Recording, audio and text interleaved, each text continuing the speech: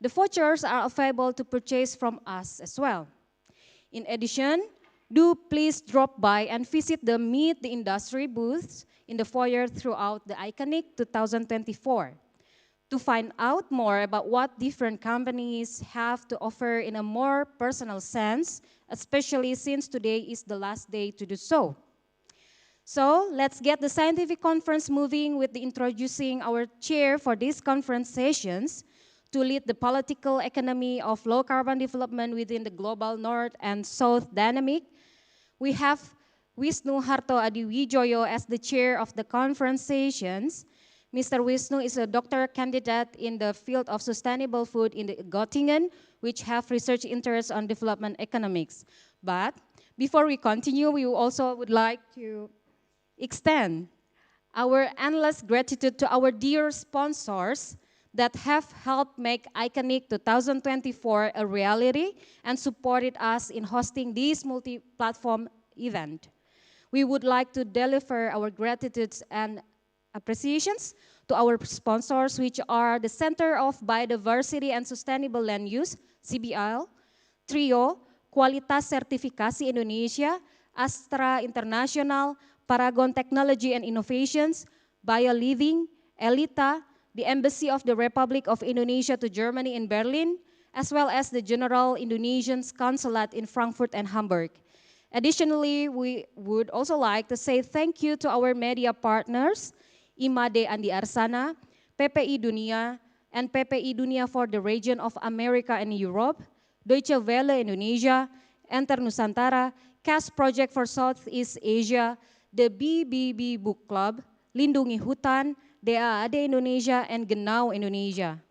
Last but not least, we would also like to extend our gratitude to our knowledge partner, the Energy Academy of Indonesia, EKADIN. Without their endless support in this endeavor, we would not have been able to host Iconic, and thus, all of us would not have been able to have the privilege of the meeting here right now. So after a long opening remarks of today's sessions, I would like to invite Mr. Wisnu to come forward and introduce yourself, as well as explain the mechanism of today's conference. So Mr. Wisnu, the floor is yours.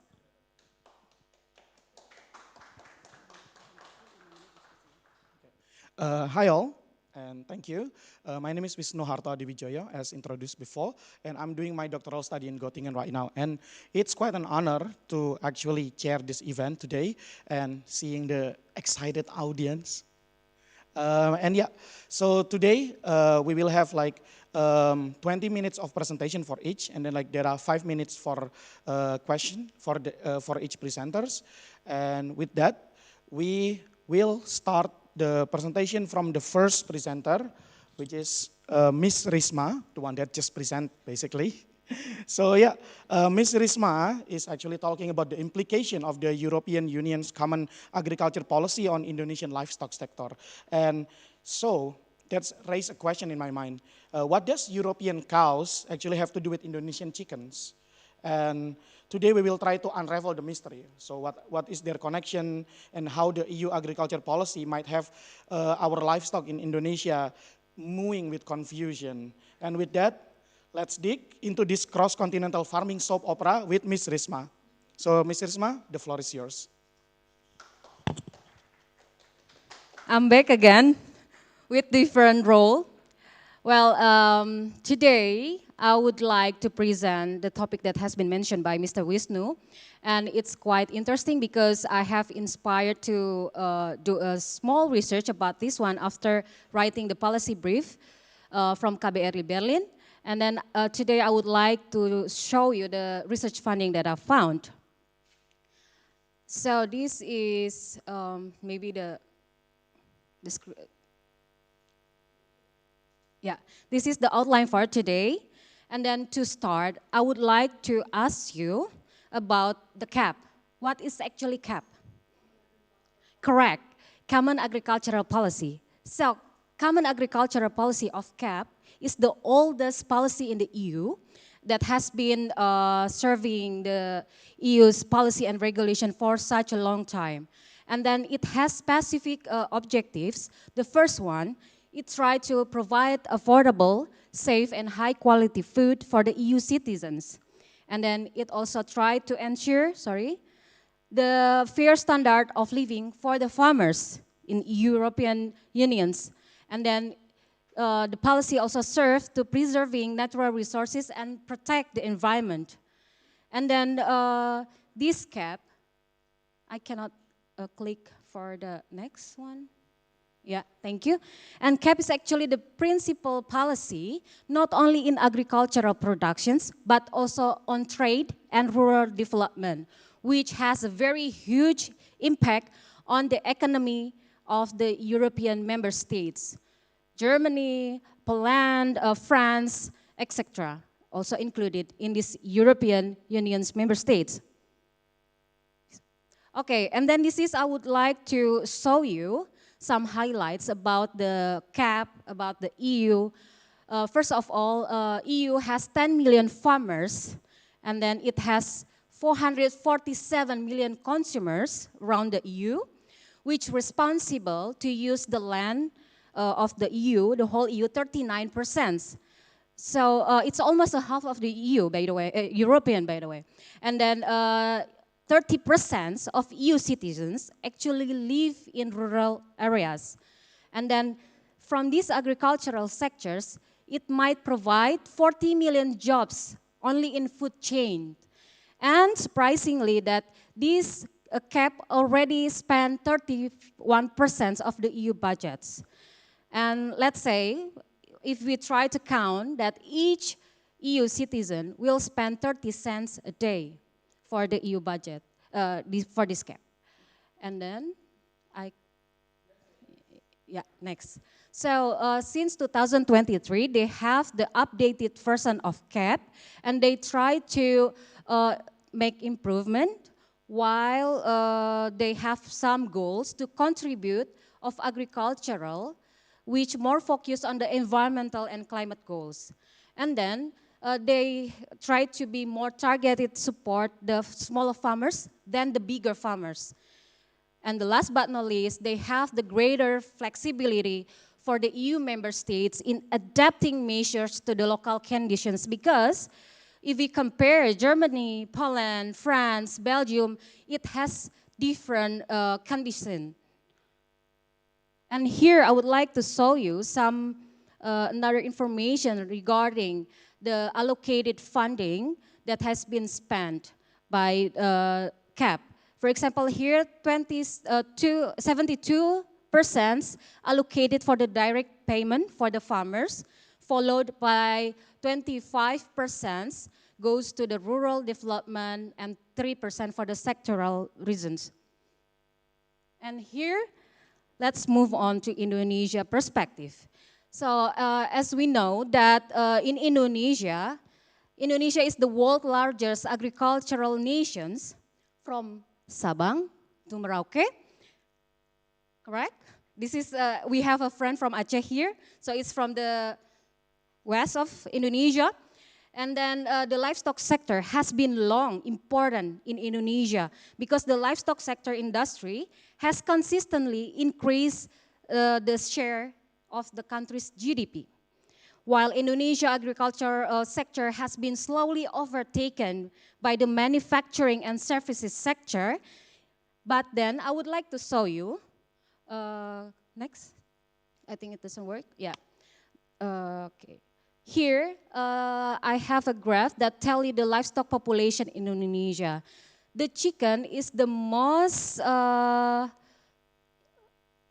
animals that being raised in Indonesia, followed by the ducks, goat, cattle, sheep, and so on. And as you can see here, we also have pigs being bred in Indonesia, but usually it being consumed in Bali or Nusa Tenggara Timur. And then here, unfortunately, Indonesia face some challenges. First challenges that Indonesia has, despite this, the fact that I mentioned earlier, Indonesia is one of the largest nations in agricultural sector. Indonesia cannot be self-sufficient in supply their own milk, for example, or meat, and they really rely on the import.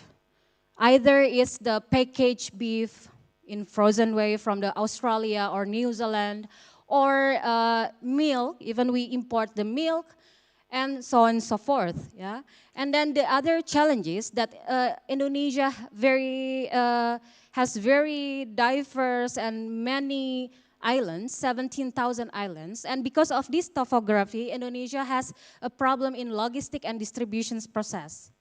And the third challenge is, I think I have another issues again. Yeah. Okay. The greenhouse gas emissions in Indonesia will contribute 28% only for the agricultural sectors. Therefore, it's also one of our homework how to deal with these greenhouse gas emissions. The last but not least, I think next, you will be agree with me that Indonesian government's policy is very problematic and tricky for the smaller farmers. It's very hard for the smaller farmers to implement the policies. Maybe in the top, it's very perfect policy and regulations, but when it come down to the smaller farmers, it's very hard to be adopted and implemented. Next.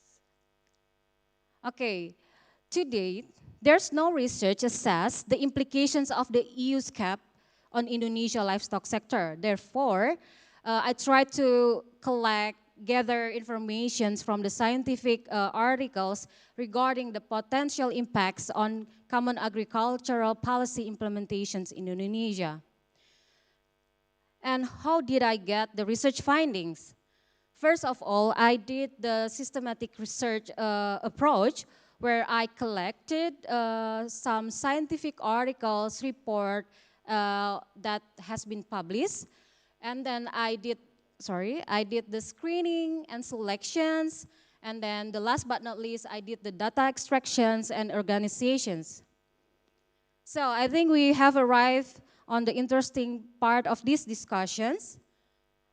Here I would like to show you that the environmental regulations is the focus of the current cap. So of course it will impact the price within in EU. Let's imagine that EU have the stricter policy that being applied by their own farmers, then the farmers itself will try their best to mitigate, for example, the greenhouse gas emissions, and then it will cost more expensive. And then imagine that if they produce the wheat, the corn, and then Indonesia need wheat or corn, especially corn, for the chicken feed in Indonesia, it of course will impact the price in Indonesia's livestock sector. Here, I would like to show you some cases that Indonesia still import a lot of feed ingredient from other countries. Let's say from Argentina, Brazil, and then other countries, including from European. And then here even you see that in Indonesia, it will cost very expensive compared to the other countries.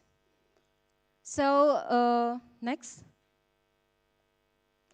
So this cap that has more focus on biodiversity and environmental perspective will impact the prices, and then it will create the price competitiveness in the Indonesian livestock sector.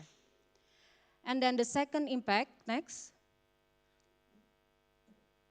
In the second impact, it's more positive, I would say, because as we know that CAPS itself has more targeted goals on biodiversity and environmental sustainability, but on the other hand, it creates chance for us, for Indonesia, to collaborate for example, in conference, agricultural deeds, or in the biodiversity conservations, or in other form. And then the last indirect impact that will being experienced by Indonesia, that is, next, here, in the policy coordinations, because it also, if it happens, Indonesia will have opportunity to enhance the agri-food security. And then Indonesia maybe will have some knowledge experience, knowledge transfer regarding the environmental sustainability, rural development and livelihoods. And then both Indonesia or European member states can have the shared innovation and technology transfer, and then try to have a resilience building afterwards. Next. So for the conclusions, here I would like to highlight that this cap, especially the updated cap in 2000 that has been implemented in 2023, will might be influenced three things at least: the Indonesian livestock productions, and then the trade patterns, and then the ecological conditions in Indonesia. However, next, I would like to disclaim a little bit that a further study is really required to check the assumptions and to determine the potential cooperations and alignment of between the CAP policies and Indonesian agricultural policy. So that's all from my side. Thank you very much for your attention. So I'm looking forward for fruitful discussions.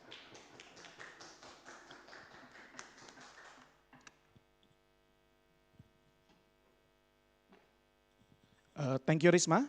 Actually, like you still have like 5 minutes more. That means like, should we add like the question session to be 10 minutes or like just 5 minutes? Okay, okay. So now thank you for the eloquent presentation from Risma.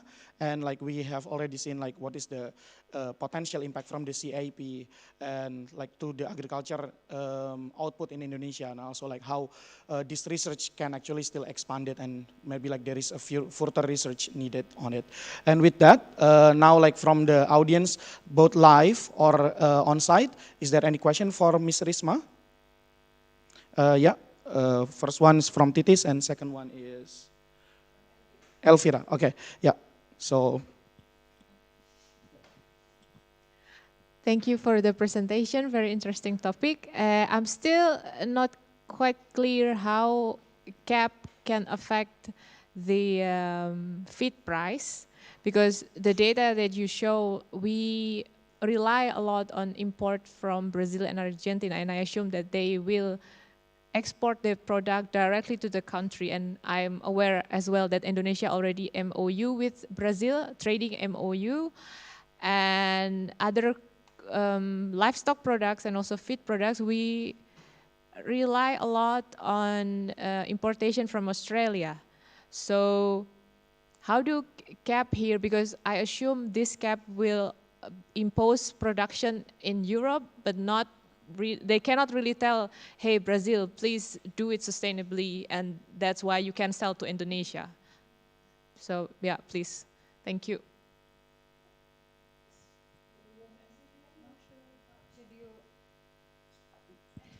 Okay, thank you very much for your interesting questions. That's also that is why I said that it's the further study is really required in these matters, because Indonesia has already had some agreement with very big countries like Brazil for some feed ingredient. However, nowadays, even in because I'm animal nutritionist, and nowadays the animal nutritionists try to formulate the feed from the alternative food.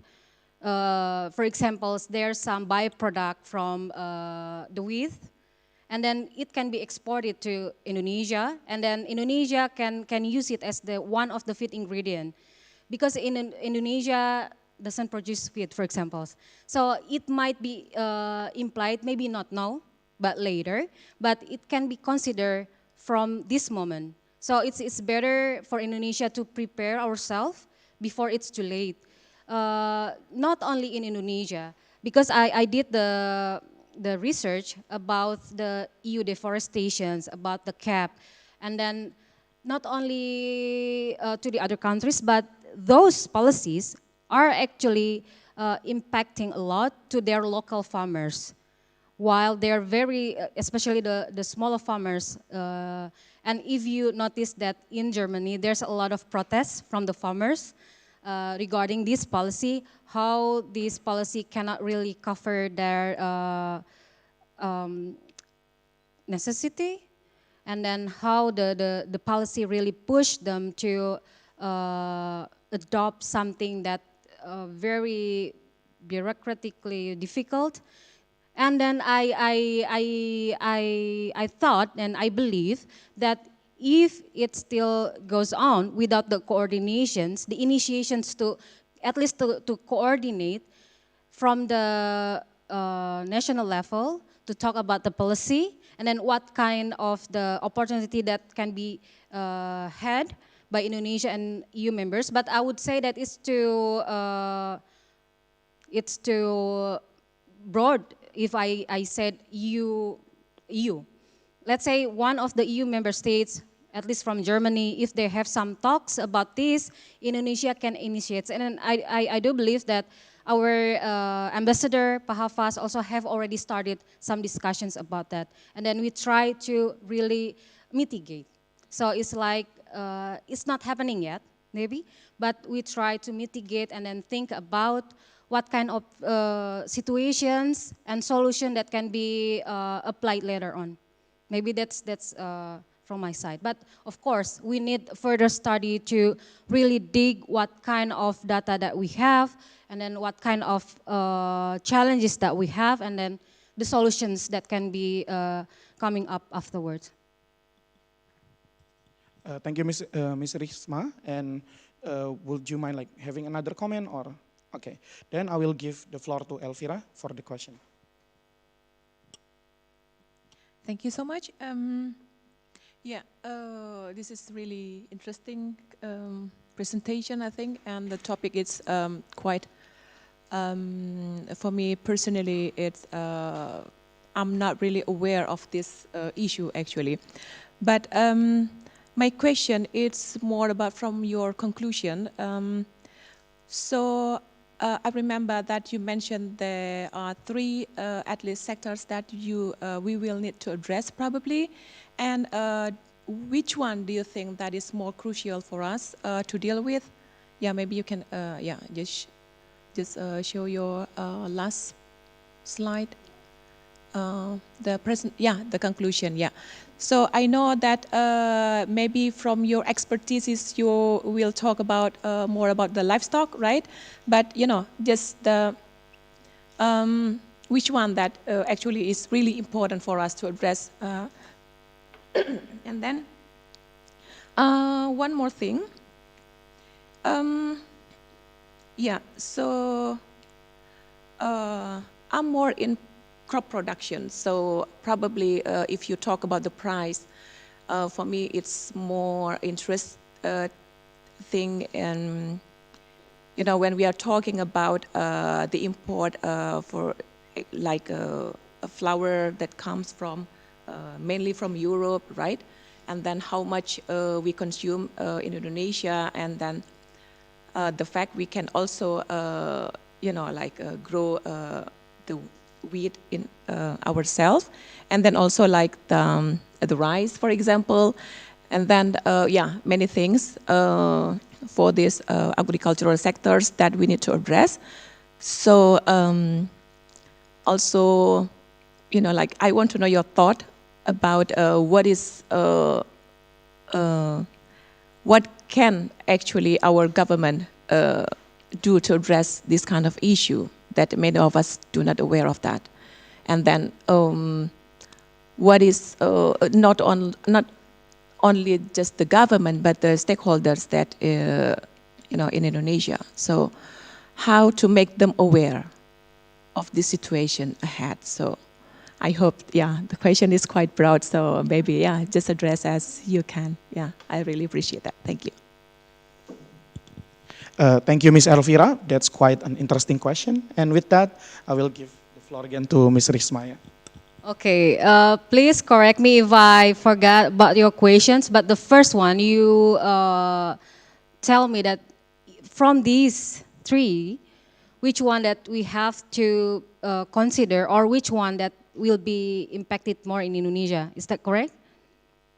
I thought that these although I'm an animal nutritionist, and then I should say a lot about this one, but from those things, I think the ecological conditions is the one that will be most impacted by this EU's cap.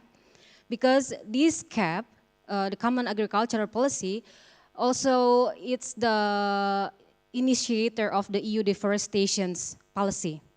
And you know that the EUDR or EU deforestation regulations really impact a lot Indonesia in these matters. We talk about the palm, we talk about the forest itself that in Indonesia, and then where Indonesia import a lot, many things from other countries, we also export some of products. And then with this stricter regulation that being implemented in European, it's very hard for a small, I wouldn't say we are small countries, but for us to export, especially to the EU's countries. Let's say we are one of the producers of chocolate or coffee, but it, of course, will really impact a lot Indonesia in these matters. For examples, this cap also have very stricter regulations and policy on how the farmers in EU really do their agricultural processes. They expect the farmers to fulfill some requirement. So if we would like to export our things to EU members, we also have to imply the same things. So of course, it will make awareness, I think. It will raise awareness for Indonesia to really also have a goal to protect environmental, to preserve the biodiversity in Indonesia. I think it's one way, it's a good thing for Indonesia, the motivations for Indonesia to really have concern to the environment. That's one question. And then the second question, what can be done by Indonesia, especially the government and the stakeholders, about these matters? I think the first one, although I mentioned it, I think in the second one, like we have to start the talk. And then I have seen that Indonesia in this matter, Mr. Hafaz already started that talks. Yeah, so I think it's very important that Indonesia have diplomatic relationship with some or maybe all of the EU member states, and then via the ambassador, they should talk about this one. And then they should think and consider what kind of the policy that will be win-win solutions in both sides. Not only give the beneficial thing to Indonesia or to the European, but something that can make this fair to the both side. I think that can be done for now. The talk, the policy, the lobbying, yeah, the diplomatic process. Thank you so much. And maybe from Ms. Elvira, there is another comment. Anna, okay. Then the next presentation is actually live, and are they like already prepared? Sorry. Okay, then the next presentation is actually interesting because just imagine you are being offered a house, but they don't even know where is the key. So just imagine that, and then we are talking now about forests. Just imagine like we are talking about carbon trading and also like how the policy is regarding that, but we never know who is the one that owning the forest. And with that, the next presentation is coming from Mr. Arif Virji and also Ms. Hasna. And the topic of the presentation is, sorry, it's a little bit long, so I have to check. It's examining policy engagement of Indonesian customary communities in the forestry carbon trading. And with that, the floor is for Mr. Arif and also Ms. Hafna.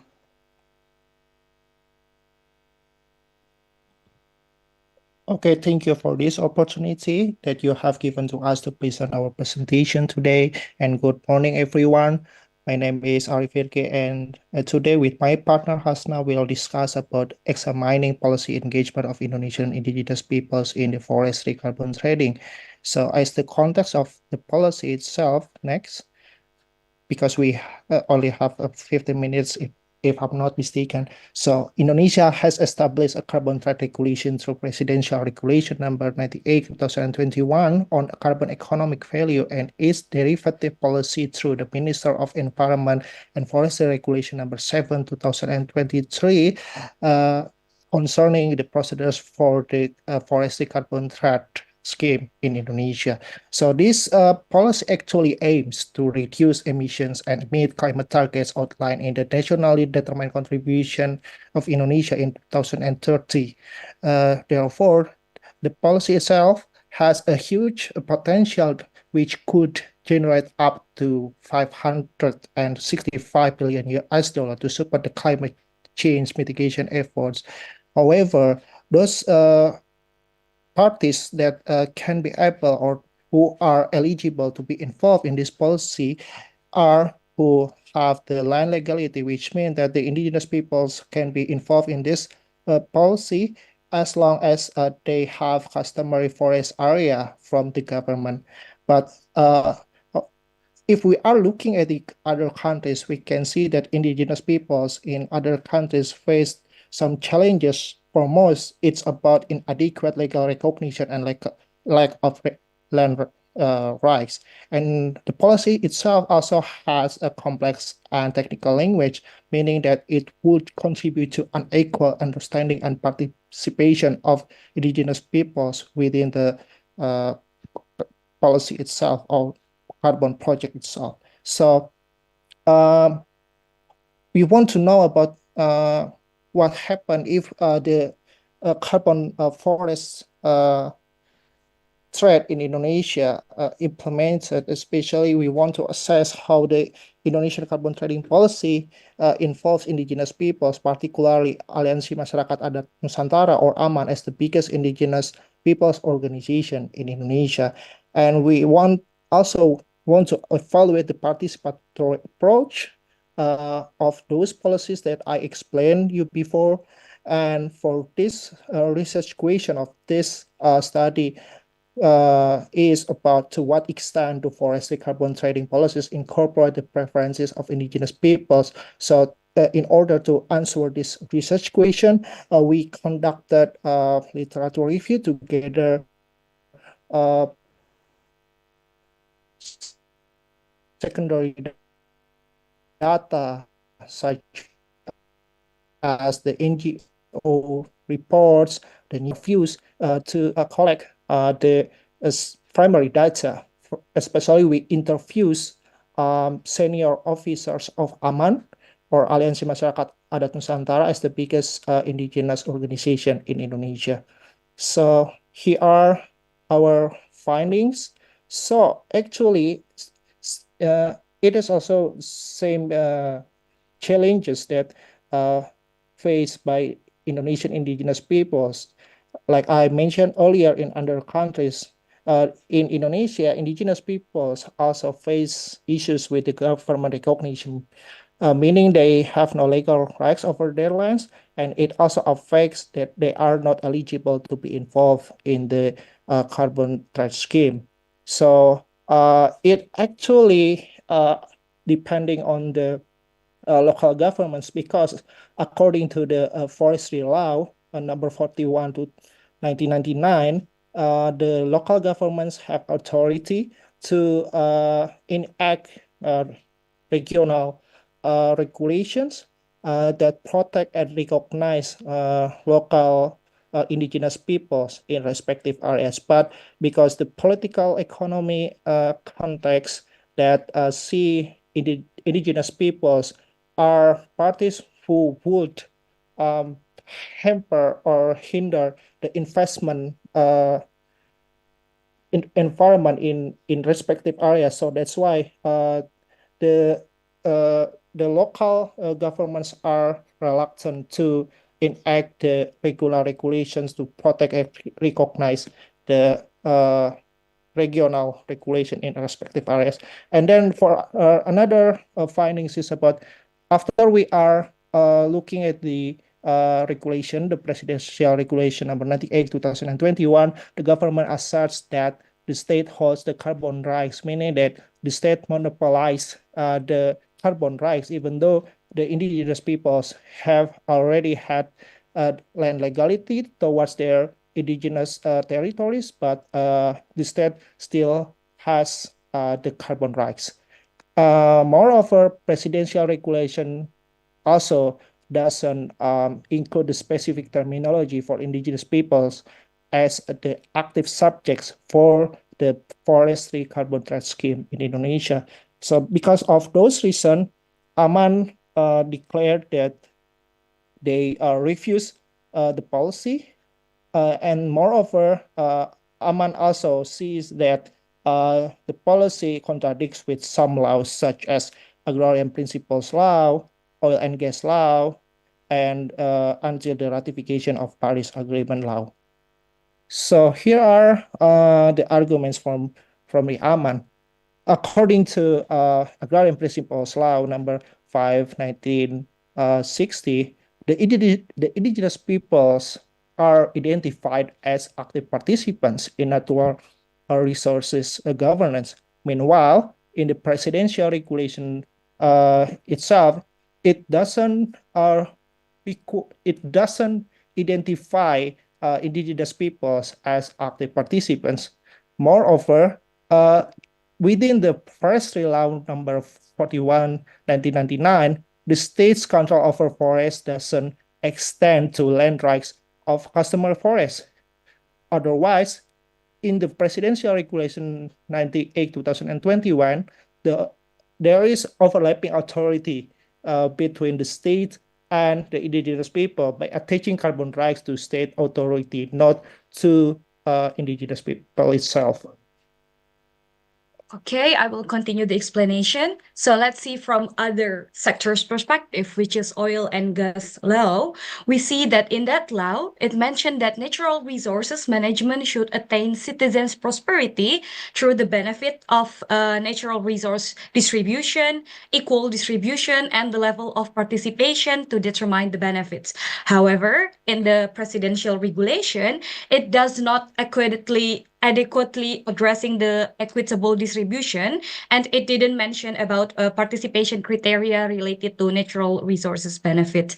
And also the last one is the ratification of Paris Agreement to the UNFCCC law. It mentioned that when climate actions are taken to address climate change issue, those actions must respect the indigenous people's right, as well as in Rattlers and the others, they mentioned indigenous people as the baseline of their safeguards. However, in this presidential regulation, we know that indigenous people doesn't even mention there, so it doesn't even recognize indigenous people as active participants. So this shows that actually there is lack of participation of indigenous people itself in the formulation of this presidential regulation. And this shown in two things. The first one is lack of justice and transparency, because the regulation doesn't reflect principle of justice for indigenous people, and lack of transparency in planning, discussion, enactment, and the implementation of the law itself. And the second one is again about insufficient participation.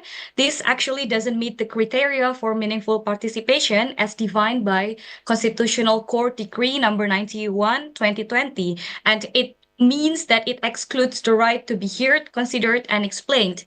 And seeing from the case study of Aman, actually Aman sued the government due to this case because they were excluded from the presidential regulation process, while we know that Aman is actually the largest indigenous community basis in Indonesia, organization for that, but they didn't participate on providing evidence of input during the consultation process. And it means that their input is not being considered as per Constitutional Decree number 91, as mentioned before. And this shows that actually the process of making this law is lack of transparency. And well, now let's see to Ms. its Hasna, 2 derivative. minutes left, yeah? 2 minutes? Yeah. Okay. So let's see from Minister Environment and Forestry Regulation. we see that although they acknowledge the customary forest or indigenous people as well, there is still a huge recognition gaps because many indigenous forests have not yet been granted with customary forest right, and that means that maybe lots of indigenous people cannot participate in this scheme because they are not yet recognized. And there's also lack of clear consent process because they mentioned a lot of social forestry management approval, but then they didn't mention about FPIC from indigenous people. And the last one is about the limited acknowledgement of indigenous people. Although they were mentioned multiple times in the law, it's still that they are recognized mainly for receiving guidance and training and no substantial role in decision making or management rights, which that's how the FPIC actually part of. And well, this is a big challenge for indigenous people because 4.1 million hectares of indigenous area are overlapped within the forest and peatland area.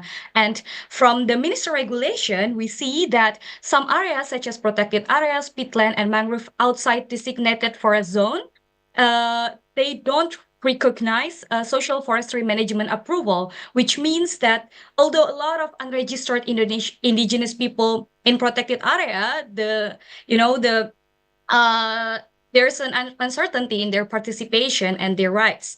And also, current Indonesia's declining democratic performance may affect environmental governance, and the limited availability of governance officer and complex technical terminology in the carbon trading scheme could hinder indigenous people's involvement. And well, from our explanation, we conclude that although there are current laws like Forestry Law number 41, 1999, and Minister of Home Affairs Regulation number 52, 2014, it could offer a basis for recognizing and protecting indigenous people. Still, complex local regulations and overlapping land issues make it challenging for them to participate in carbon trading scheme.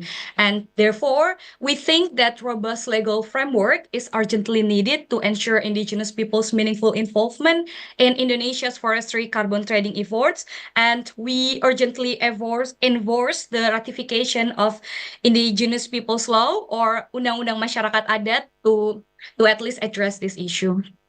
And this is our reference, and thank you very much for your attention. Yeah, thank you so much. Thank you so much, Mr. Virgi and Ms. Hafsa for the eloquent presentation.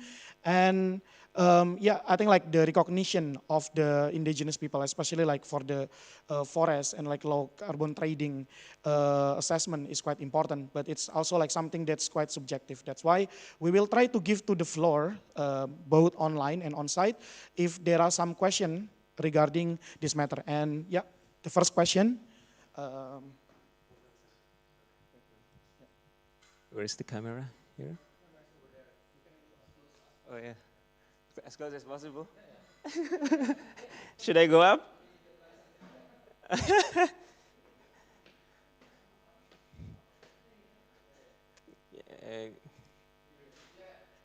Oh, is it like this? Oh yeah. So hello, presenters. Good morning, Ms. Hasna, and also Mr. Virgi. Thank you for the presentation. It's actually very good summary of the whole legal framework for the indigenous people. I just want to ask about the feasibility of the indigenous people receiving the benefits of them preserving their natures, because I don't think it has been spoken yet. I think you've discussed a lot about the legal framework issues on your research paper. How do you think, what is one of the most realistic way or feasible way for, the international initiatives to reach out to these indigenous people in their areas? Like, for example, in East Borneo or in Sumatra, Papua, where we have a lot of indigenous populations. How do you think preserving their natures or can benefit them in any way possible? Is there any feasible way of, for example, the REDD plus or East Borneo Carbon Climate Fund to actually reach out to this group of populations? Is there any way that has been done, or is there any research that has been conducted upon the payment of these carbon funds for the indigenous people. Thank you very much.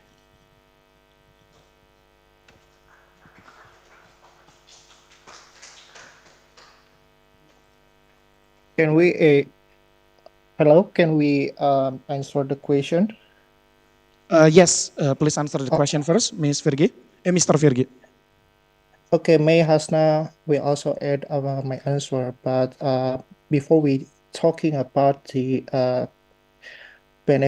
sharing benefit mechanism, we would like to assert that the first one that we can ensure that the indigenous peoples can be involved in this policy is about uh, the the presence of the indigenous peoples as active subjects, meaning that they are involved in the scheme of the FBIC, like Hasna mentioned earlier. So after the indigenous peoples have land rights or they are recognized as entities who's can be involved in this scheme, we can go through the beneficiary mechanism. So it is important that the FBIC mechanism should be ensured into all industries, especially in this scheme. So I think uh,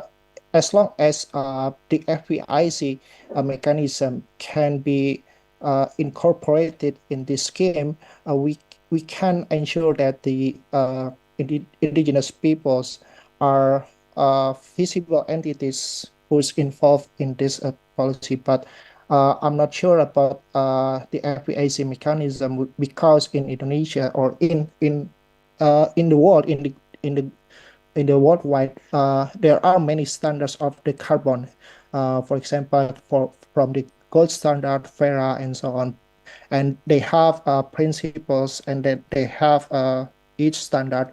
But in Indonesia itself, there is no standard of FPIC regarding the FPIC in this context. But in the other industries such as the palm oil itself, uh, from the ISPO or Indonesian Sustainable Palm Oil certification, there is a FPIC mechanism that palm oil companies should comply with this requirement. Yeah, thank you, Virgi, and thank you for the question, Royan. Yeah.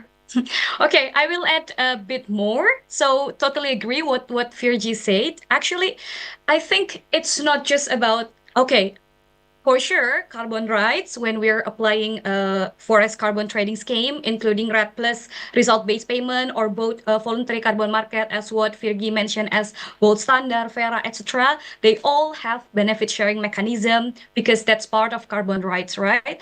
But then also, for example, from the RED plus from UNFCCC, they applied 7 safeguards, which 2 of them is about indigenous people. They should respect indigenous people. So contextually speaking, when we apply carbon trading mechanism in Indonesia, it should always include indigenous people, and whether they want it or not. I mean, sometimes, yeah, we just apply for money and then they got it. And the issue is, again, what Fergie said, it's late in the FPIC because I heard this someone a researcher quotes. He said that for indigenous people but not by indigenous people is against indigenous people. So why this we need them not just to get the benefit, we need them not just to be there, but we need them to be active, to have consent to, you know, FPIC, and to also include in decision making. And that's what so far most of the carbon trading mechanism didn't really acknowledge, because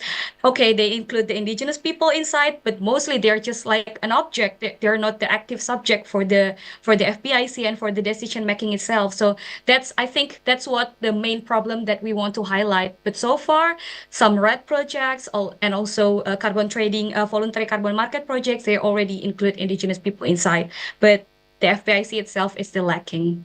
That's Yeah, thank you so much from Mr. Virgi and Ms. Hasna. That's very exciting response. Would you like to comment or like it's already enough? Yeah. Then, oh, you want to? Okay. Yeah, thank you. just how much time do we have left? Like 3 minutes left. Okay. Oh yeah. Okay. Thank you very much for the response. Yeah. Yes, I pretty much aware that your guys' work are mostly consistent with the legal frameworks of the indigenous people, and then how is it, kind of problematic because they don't really include indigenous people as active subjects. I'm not too familiar with the term of indigenous people to begin with, and I was kind of hoping that we might get some definitions of who the indigenous people are. Maybe is there some international definitions, or what does the Aman says about indigenous people? Because, for example, in East Borneo, I've read that probably one of the justifications of the government building a new capital there is that the locals, I cannot say the indigenous people, resided there only for, I don't know, 70 years, 60 years. So it's after the independence of Indonesia. So not really that they've lived there for hundreds of years. So can you give us some definitions of the indigenous people to enlighten us? Thank you very much. Yes, thank you for your answer. Yes, this is also an issue for the indigenous people because it has affected how's the progress of the indigenous people's bill because there are some political parties that refuse the bill because they see that the bill itself would bring up the feudalism because they think that some Indonesia has been implemented the asymmetrical decentralization or daerah istimewa like in Aceh or in Yogyakarta and so on. So that's why political parties are refusing the bill because it will bring up the kesultanan and so on. But according to Aman itself, the indigenous peoples are communities that live based on their hereditary origins in a customary area that has a sovereignty over land and natural resources, a socio-cultural life that is regulated by customary law and customary institutions that manage the sustainability of the community's life. So it doesn't mean that the indigenous peoples are equal with the other kesultanans, such as in Yogyakarta or in Solo and so on. So it has differences because they have their own cultural aspects. They have their own law and so on. So that's why it also a contentious issue between the government and indigenous peoples because in the laws, in the several laws, especially about the natural resources governance, such as forestry law until the water governance, the indigenous peoples are stated as masyarakat hukum adat, but in according to Aman perception, they are not perceived as masyarakat hukum adat, but they prefer to be perceived as masyarakat adat because some dimension of indigenous peoples are not only law or hukum, but other dimensions such as the land, the socio-cultural, and so on. But on the other hand, the government use the masyarakat hukum adat as their term because it recognize indigenous peoples as the active participants in law context. So that's why it is still a contentious issue in our legal framework, but I think we should continue to impose the importance of indigenous peoples definition by the law because we have lack of the regulation of law in the national jurisdiction. Yeah, May thank I you. add a bit? Or As time of is now, up? we only have the question is actually ended. I'm sorry. Okay, Yeah. no worries. So maybe it can be for the there can be discussion outside the forum. But with this, it's very interesting topic. So we are talking about like how indigenous right and also how it's actually can affect the carbon trading when there is a regulation that can maintain that. But after this, we will have the third speaker, which is talking about something that's also interesting. Just imagine in 2030, there is a target that's to reduce emission, carbon emission by 41%. 41% is big, and it can be like magical how to do that. That's why we will invite the floor to Ms. Titis for her presentation regarding the topic of, sorry, like it's long again, unleashing the potential land use of carbon project for low carbon development in Indonesia. And with this, Ms. Titis, the floor is yours. Thank you, Mr. Wisnu. Oh, sorry, just one. Sorry, like to repeat, like the session is actually recorded in Zoom, and also it's live stream in YouTube as well. And that's why you will have much more audience over there. Yeah. So thank you. Thank you. I also like small audience. It's more intimate. Ladies and gentlemen, thank you for the introduction. I'm happy to be here. And I also want to acknowledge my Recording in progress. I would like to acknowledge my colleague Christy and Till, who are more advanced in this topic. But I would like to try my best to present the topic. So before I started my presentation, we already talked a lot about how to reduce greenhouse gas emissions from different sectors throughout this conference. And when we talk about land uses, the past 2 days, we focus so much about forests. And land use is not only forest. There are crops, livestock, horticulture, even mining. Mining is also land use when you open the land for mining.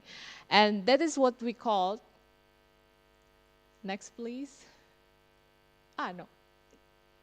Okay, that's what we call nature-based solution. So nature-based solutions are scientifically backed up. It's scientifically proven that they can reduce greenhouse gas emissions from different land use subsectors, including carbon sequestration from the forest, biochar, different croplands management, and the potential changes in practice of land uses like rice plantation, better irrigation, better livestock management. This is all this is all included into the nature-based solution. And nature-based solutions show the potential to reduce greenhouse gas emissions, which is important for our mitigation targets.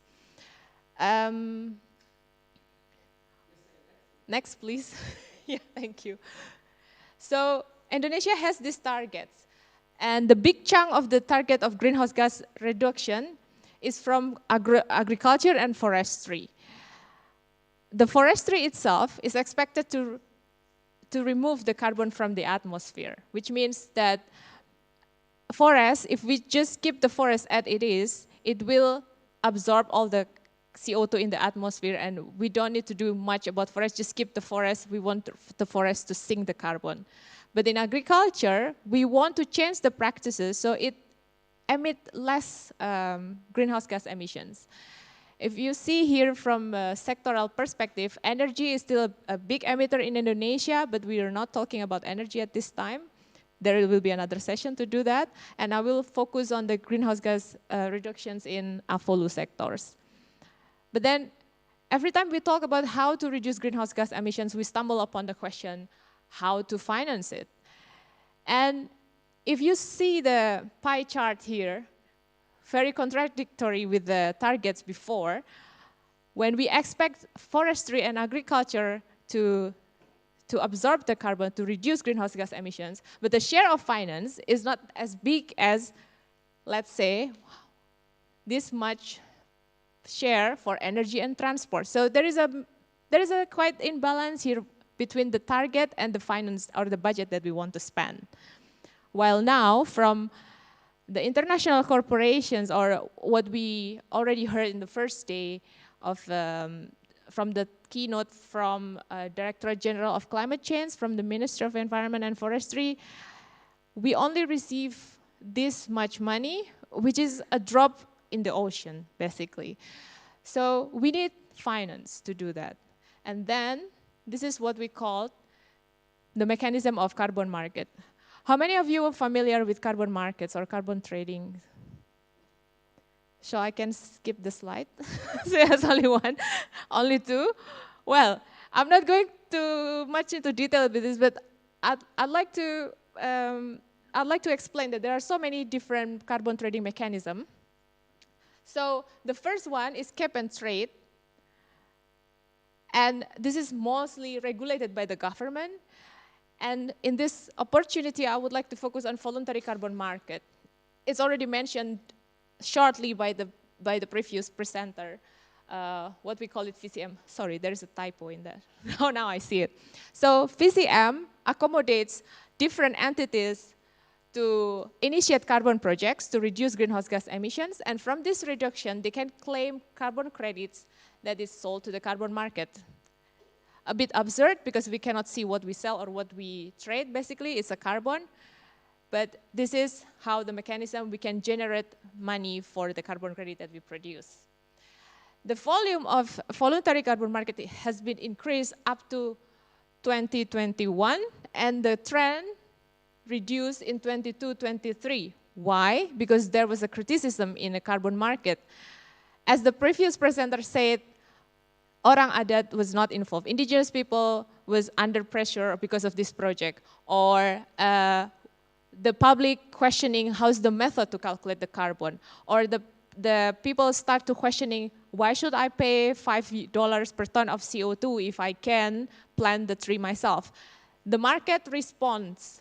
The market responds by the decrease in the trading of the voluntary carbon market. Now you may think that maybe VCM is not interested anymore because the price can be dropped, but there is still an opportunity to capitalize the money from VCM.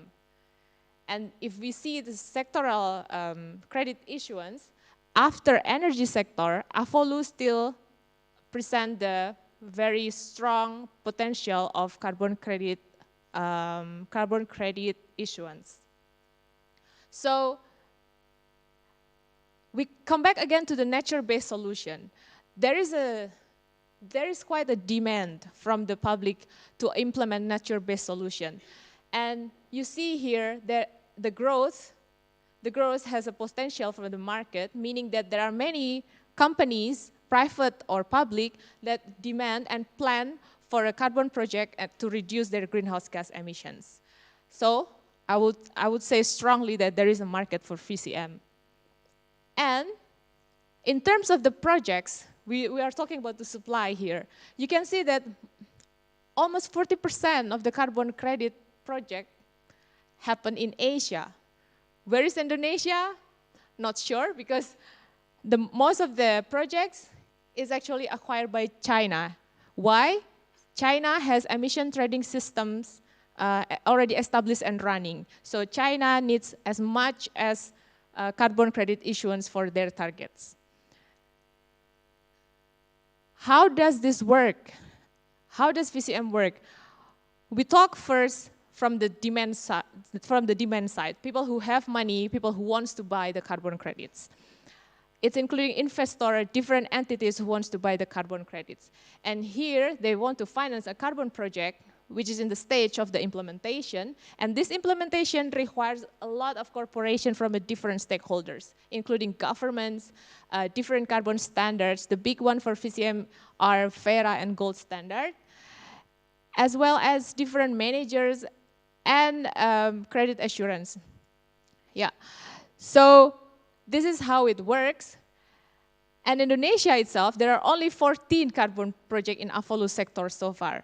If you ask, what are those projects? They are mainly focusing on restoration, conservation, agroforestry, basically still in forest.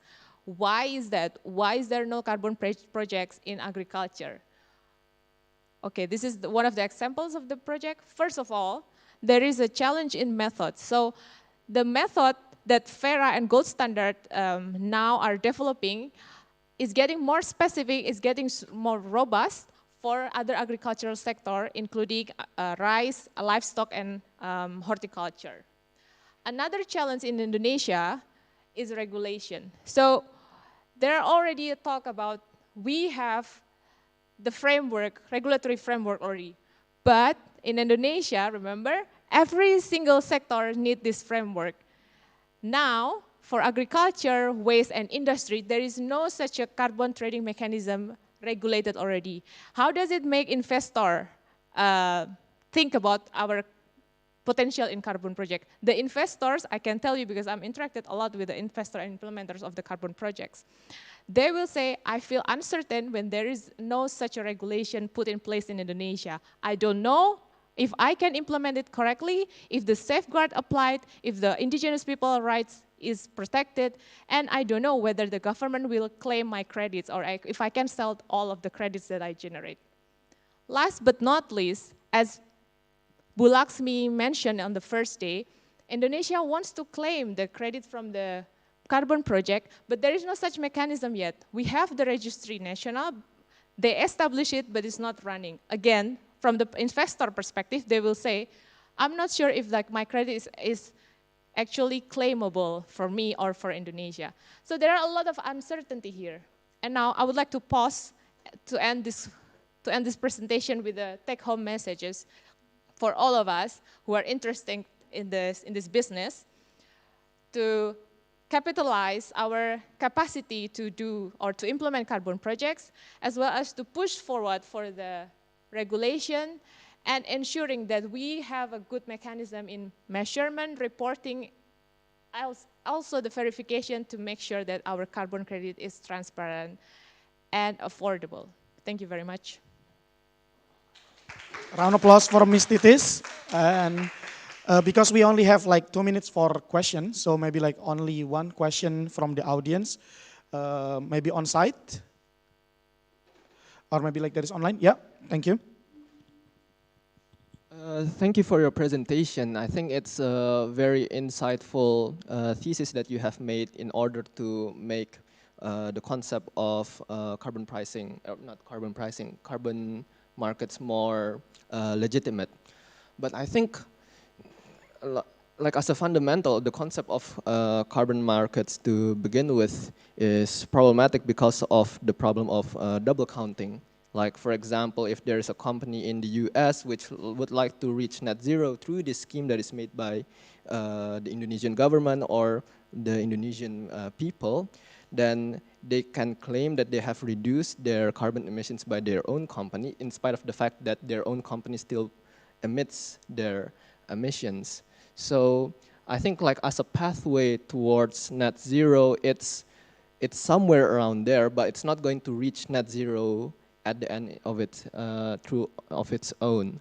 But from your paper and your insights for this concept of carbon markets, like, is there any progress to solving this sort of issue? Thank you. Thank you for the question. Double counting is one of the major issue, and that's why Paris Agreement wants to ratify Article 6.4 as soon as possible. It's been discussed since Climate COP in Egypt 2 years ago. It didn't have a deal in COP Dubai last year, and let's see what happened with COP Azerbaijan this year. So basically, the Article 6.4 wants to set a framework for a country, to give a guideline for a country. If you want to claim your voluntary carbon credits, how much you can claim, or what is beneficial for the investor, or what is beneficial for the buyer, what is beneficial for the implementer, including everyone who got impact from the carbon, local people, masyarakat adat, this kind of thing. So they want to set a guideline, what is the fair share of carbon credits and carbon revenue from the projects. But this is still under discussion. I would say double counting is a sensitive issue, and Indonesia has the platform already, Sistem Registrasi Nasional. It's established, but it's not as transparent as we expect. It's not running smoothly. So again, if you want to buy carbon credits from Indonesia and you start to questioning, is it really a good mechanism of carbon project? So we still need to push forward for it. Okay. Yeah. Any follow-up? Yeah, thank you for the answer. Thank you so much. And I think like thank you for the nice presentation. And again, policy transparency, that's still something that's important. And also the guideline for the carbon, like lowering the carbon in Indonesia, it's still something that's need to be discussed. Therefore, we are not only talking about Indonesia after this, we are talking about Indonesia and Vietnam. And we are talking about renewable energy. So in this, just imagine like to try to integrate renewable energy like a car that you try to put a lot of clowns, like just one clown, two clowns, and there are so many clowns. You will need like some market acrobats with that. And what kind of market acrobats? We will invite the third presenter, the fourth presenter, which is Miss Miranda and also Mr. Dirk. And their topic is about it's promoting RES-E market integration in Indonesia and Vietnam, option from liberalized systems. And the floor is yours.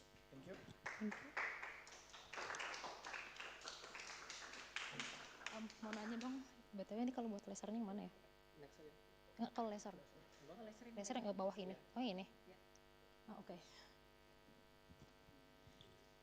Ladies and gentlemen, thank you for coming for this presentation today. First of all, I would like to acknowledge and thank my professor who act as my supervisors and also the one who has guide me for this research.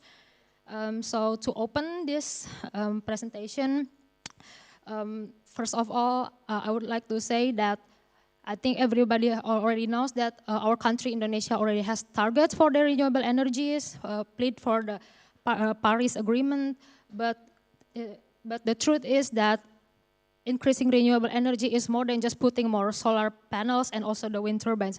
It actually requires more market change and also reform in the market sectors. So. And also, since I want to emphasize the Indonesian market change in here, we'll be very quickly breeze through the Vietnam market and put more emphasis in Indonesian market.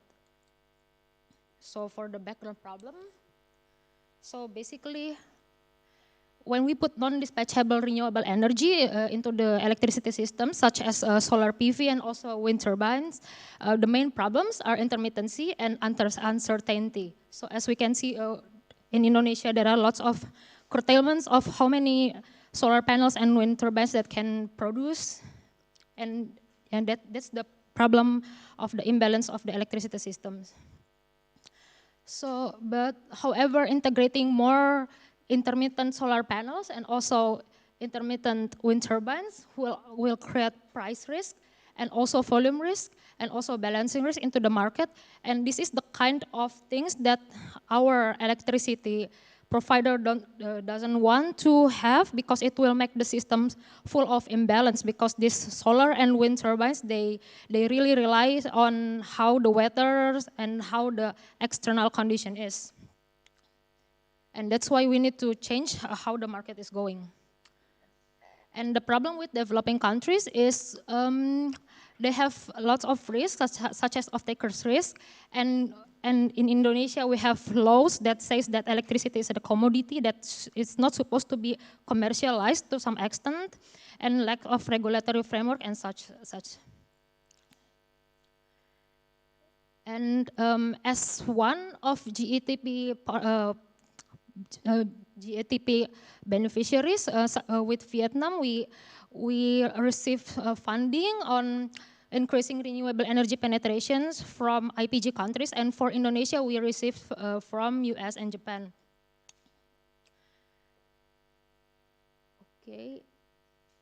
And so for the main research questions right now is we want to explore the status quo of renewable energy penetration and system balancing in Indonesia's single buyer market. And from the IPG's countries such as the US and Japan and Germany and the UK, what can we learn to increase our system flexibility? And they also needs more questions for that, such as what makes it so hard for our system to integrate more renewables and electricity from wind and solar. And if we ever change our market, should we focus on increasing more solars, more wind, or should we just change the market first? Which one is more effective for our market?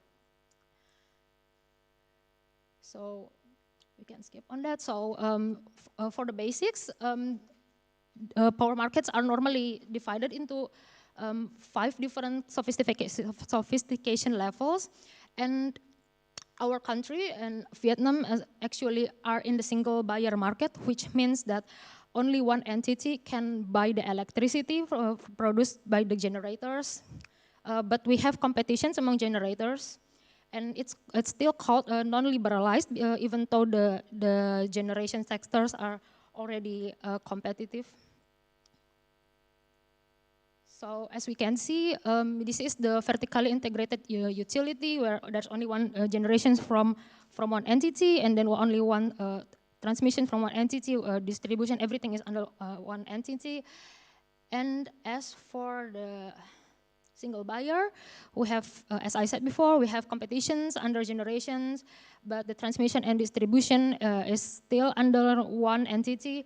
But the problem is the IPP, or the independent power producer, is is considered a minority, and it creates an unfairness in the market because basically our electricity state provider dominates the whole market. So the main problems with having single buyer in the market is most of the imbalance in the system is burden to the state. In our case, it's called PLN, and still because the market is very monopolistic, the consumer has no choice but to take the price that is set by the PLN, and also the take or pay PPA has more tendency to choose conventional generators such as coal rather than renewables, and also, as I said before, unfairness in the market. Okay, and so the characteristic of liberalized systems in the UK and also in the US, Japan, and Germany. So this is like the kind of market for in liberalized system. They have gross pool model and bilateral contract model and multi-settlement model. Like gross pool model,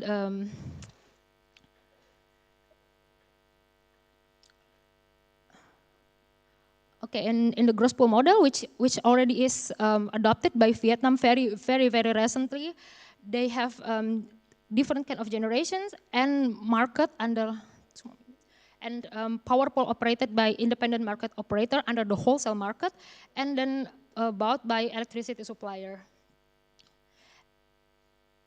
And I think I can skip to.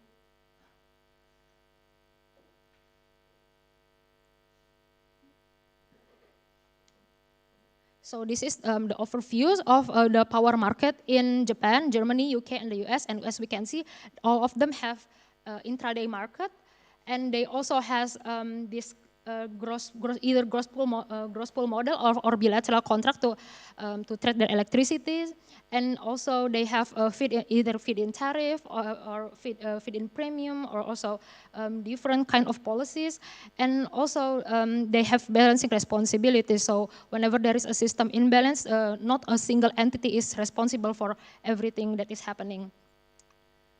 So for this project, we did methodology through the iteration of Delphi method, and it's a mix of questionnaires and also interview with 11 stakeholders from both countries. And for the findings, I would like to present the status quo of power systems in Indonesia first.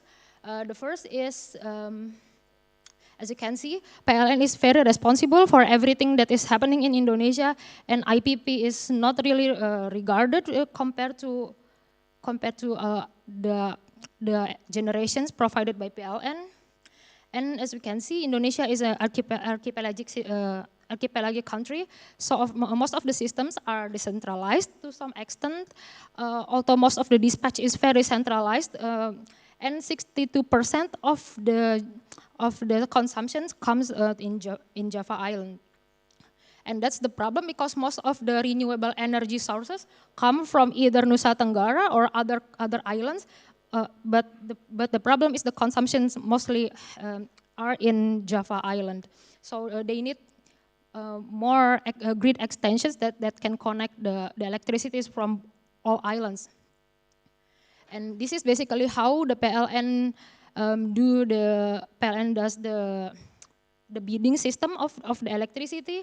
So basically, if I have to put it simply, it's like if your son sells an apple, you're most likely to buy an apple from him, even though you already booked apples from other sellers. So, and this creates a very unfair market and also a lack of transparency in the market system. And based on the ratings from the stakeholders, as we can see, PLN definitely dominates the market, and the feed-in tariff is not really efficient in handling the electricity, and also there is still very lack of knowledge for regulators about the renewable energy market penetrations, things like that. And then we analyzed 11, I think, yeah, we analyzed 11 different challenges of why is it so difficult for Indonesian market to adopt renewable energies. So I think the first and foremost main problem is that the stakeholders think that renewable energy penetration is in Indonesia is not high enough, and they feel that they don't need to change the market system for now because it still does not hinder how the market operates. And also, as I said, the existing PPA with the take or pay rules, and also how the socioeconomic condition in Indonesia is not sufficient for the market reform, and also demand side management is also very difficult because PLN already set curtailments for quota system with the solar panels.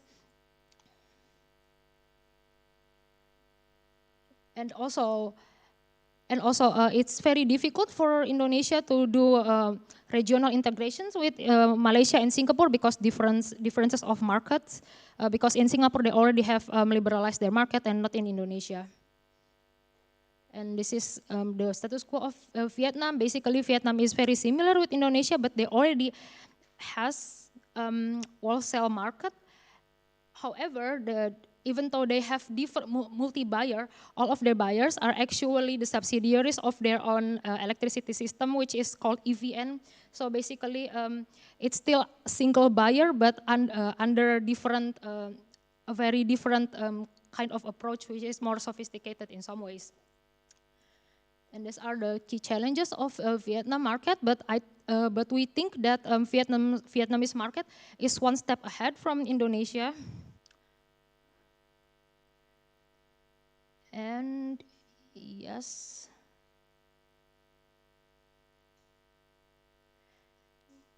And we go to the recommendations quickly to the recommendations, and this are we decided to create 9 objectives for recommendation of what Indonesia can do in respect to the liberalized power systems. Basically, we need to do parallel grid integrations. We need to create a parallel market, and also as what Vietnamese market has done, we can unbundle PLN, so all the generations are subsidiaries and all the buyers are also subsidiaries, so PLN can only focus on transmission and distribution, and they don't need to think about the buyers and procurement because that will hinder the transparency. And they need to change the feed-in tariff design that is not only relying on basic production cost, but also on marginal cost. I think can just skip to the end of the presentation. How many minutes left? Done? Okay, let's just skip it to the end. So yeah, so thank you so much for coming to the presentation.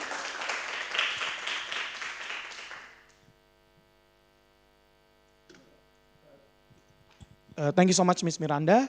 And with here, like actually, like we have time for one question. Is there any from the audience? Yeah. Okay. Yeah, thank you for your thesis that you have made about the comparison between Indonesia and Vietnam and its development in their discussion on their power system. I think you, due to the constraints of the time of the presentations, you have skipped a lot on the future outlooks on the market system, right?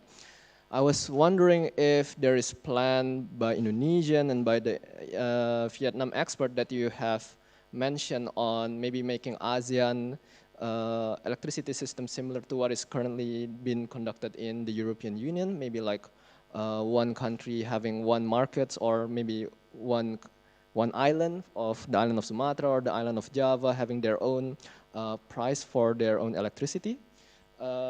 Is there any discussions that we had missed? Thank you.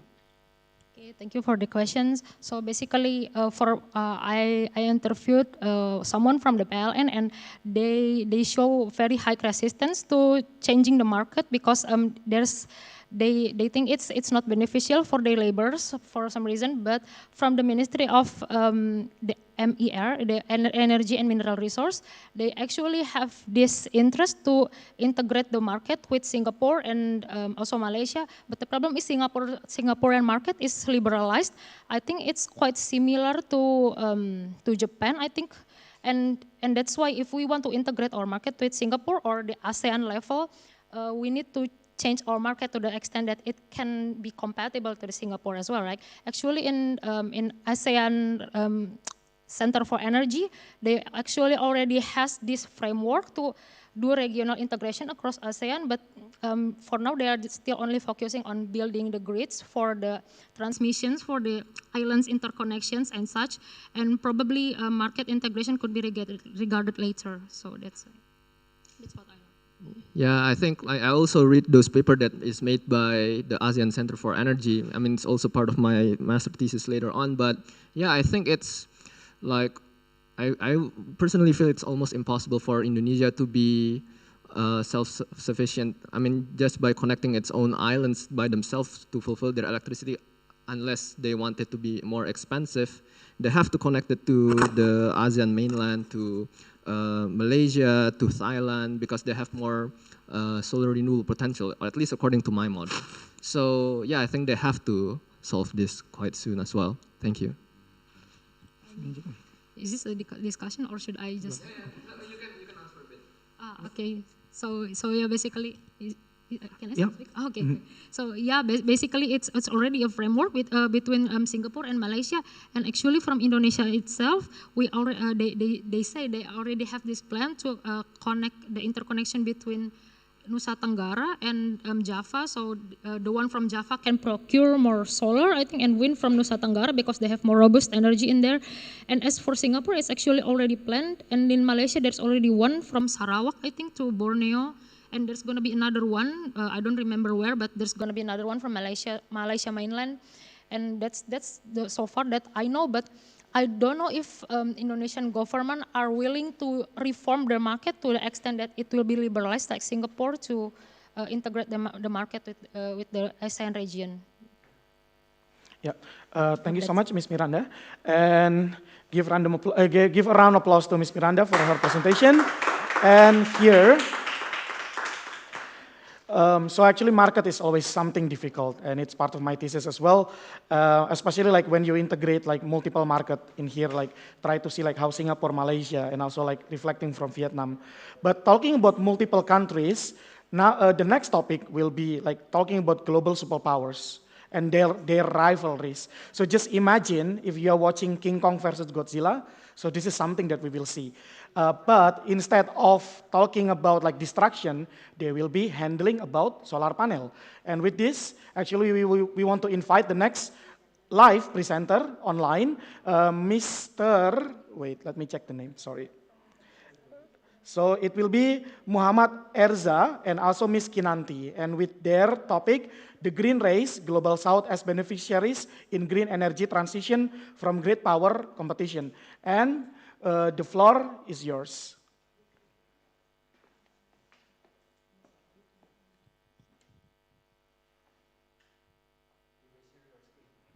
Yeah, you may share your screen now, Mr. Erza. Oh, wait a minute.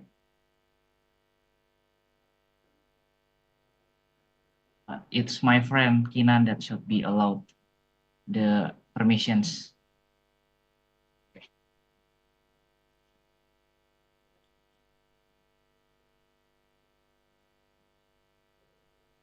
Sorry, can you see it? Yes. Can you see my screen? Okay.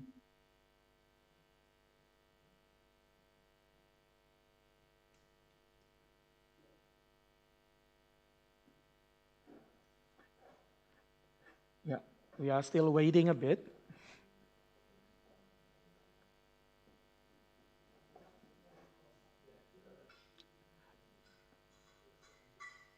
Are the screen is visible? Okay.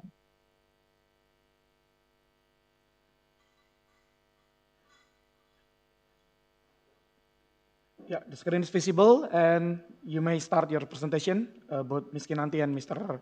Erza. All right. Good morning, everyone. Please let us introduce ourselves first. I'm Kinan, and I'm here with my partner, Erza. We're excited to present our research on the green race global south as beneficiaries in green energy transition from grid power competition. Thank you for joining us. Let's begin with our introduction. Our study challenges a long-standing concept in international political economy literature known as renewable energy protectionism. This concept has traditionally highlighted a conflict between clean energy policies and global trade regimes, which has hindered progress toward climate targets due to increasing economic and political costs. However, our research proposes a shift in this paradigm. We argue that two major factors are reshaping this landscape: the emergence of US-China grid power competition in the 2010s and significant scientific innovations in clean energy generation. These factors, we believe, are rendering the concept of renewable energy protectionism obsolete, particularly when we examine the context of Global South countries. As we analyze our thesis, the term Global South will refer to decolonized nations located south of the Brent Line that illustrate global economic disparities. Our research is driven by two primary objectives, which we've formulated as questions. One, how have the emergence of the US-China grid power competition and advancement in clean energy technology created new opportunities for global South countries to accelerate their green energy transitions? And our second question, what are the specific mechanisms and benefits arising from the US-China competition that can accelerate green transitions in the Global South countries? Next. To address these questions, we employed a comprehensive methodological approach. We utilized an international political economy framework, which provided us with the necessary tools to understand the impacts of contemporary industrial policy, trends, and the latest breakthroughs in renewable energy technologies driving these trends. Our methodology consisted of two main components. First, we conducted an extensive literature review, examining existing research in the field. This allowed us to build upon established knowledge and identify gaps in current understanding. Second, we perform a thorough discourse analysis of official documents. This approach enabled us to uncover underlying narratives and policy directions that might not have been immediately apparent in surface level readings only. Move to the case studies sections using the Zoom function. To ground our research in real-world context, we examine three distinct regions as case studies. Let's start with South America. In South America, we've observed a fascinating trend over the last decade. Countries like Brazil, Chile, and Uruguay are experiencing what can only be described as a green energy boom. This boom, even though happening right beside the United States region, is primarily fueled by significant Chinese investments in the region. Next. Moving to our second case study in Southeast Asia, we've observed a direct impact of grid power competition on green energy development. Following sanctions imposed by the United States under the Trump administration and the European Union, Chinese energy storage and solar producers have been relocating and ramping up their manufacturing facilities in Southeast Asian countries. This trend is particularly prominent in Malaysia, Thailand, Cambodia, and Vietnam. Our third case study focuses on Southern Africa, where we see an equally compelling narrative unfolding. Namibia is emerging as a regional green energy hub, which is particularly noteworthy.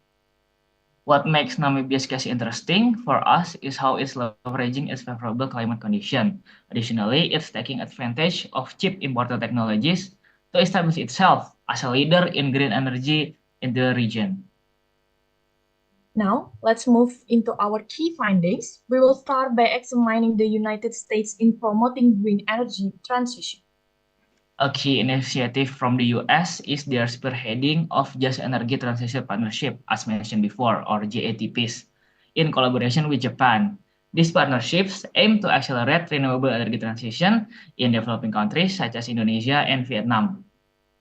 The US is also expanding its foreign industrial policy instrument to achieve climate policy objectives. This includes leveraging institutions such as the U.S. International Development Finance Corporation, DFC, the Millennium Challenge Corporation, MCC, and the Export-Import Bank of the United States, EXIM.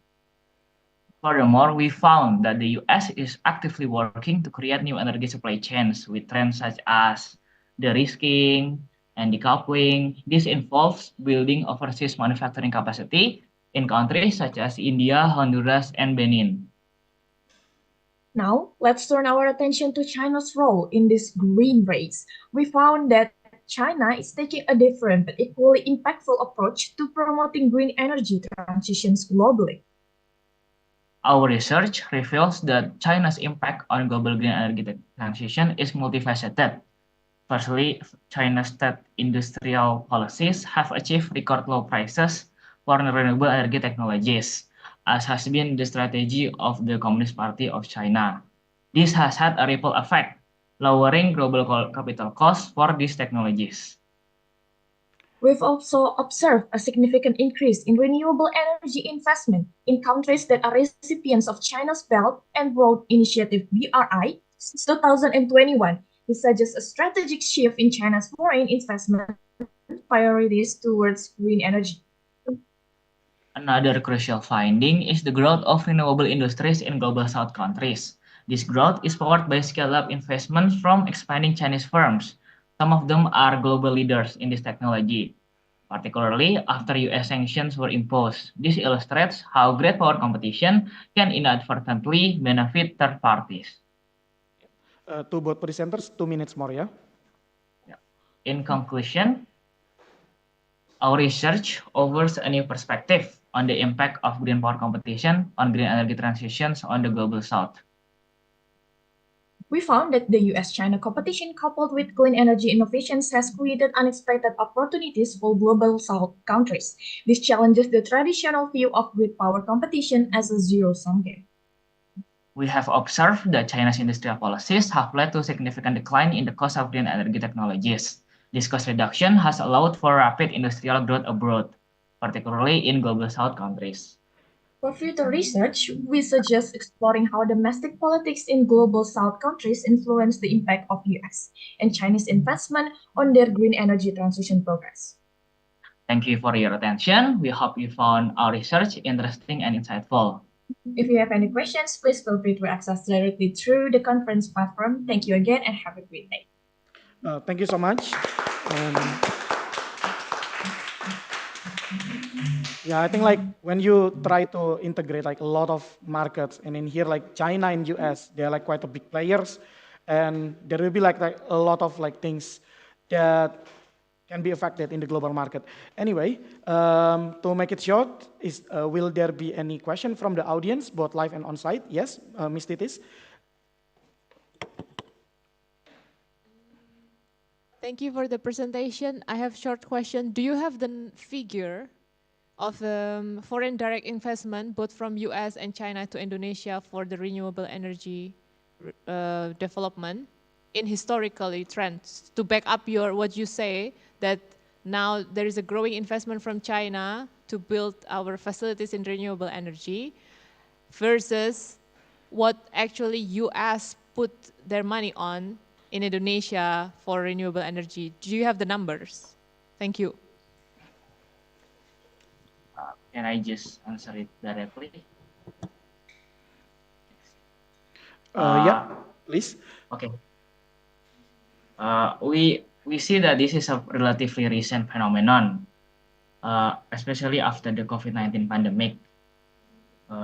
From China itself, with the recent push for downstreaming or hilirisasi, we see that it's not on advanced technology that they are investing in Indonesia, but it is on the basic part of the renewable energy, which is critical minerals. To make solar panels, you need the materials, and the raw materials are abundant in Indonesia.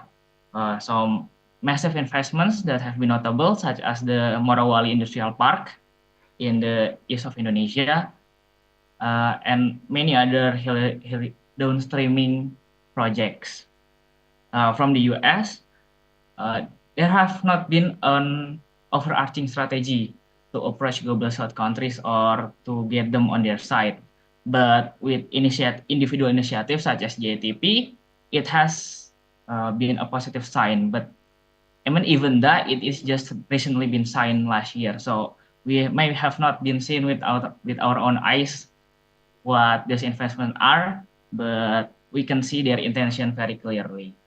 I think that's all.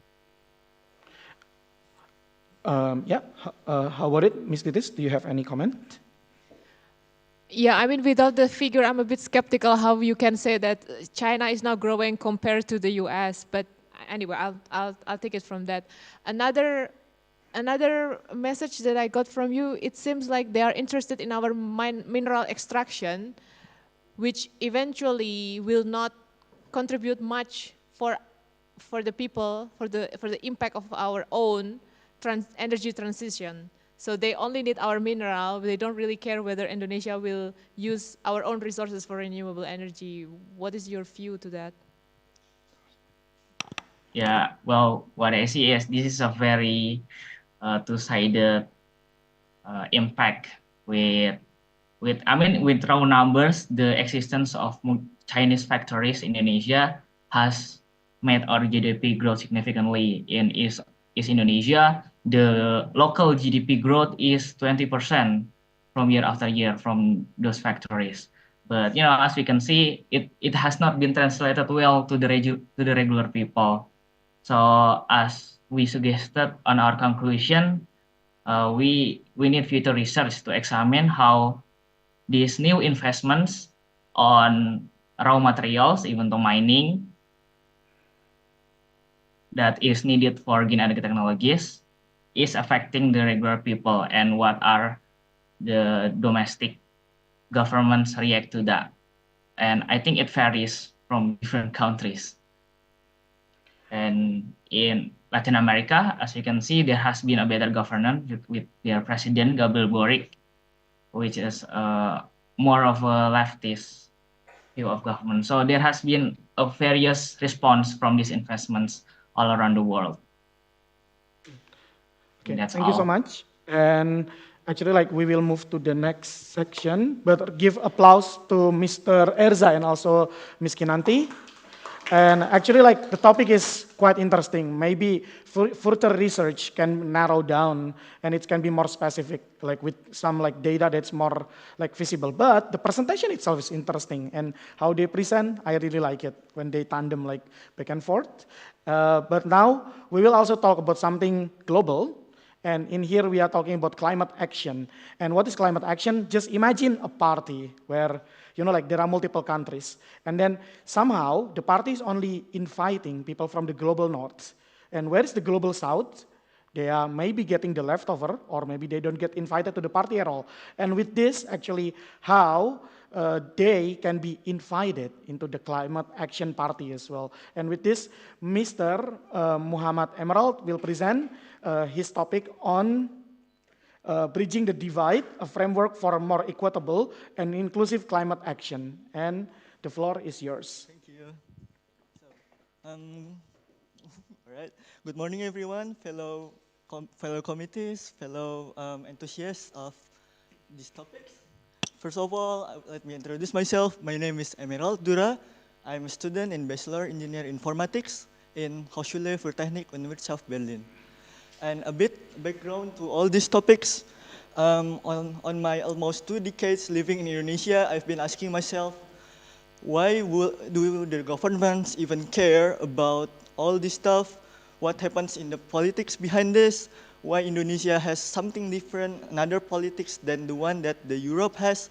Now, after 5 years living in Europe, now I know what happens in the behind the screen. It's about the challenge that has been made between the global climate action. There is a bit different, not a bit, there's a huge difference between the politics inside the Europe and the Indonesian one. Since Indonesia is actually belong to the global south. Yep. May I have the control?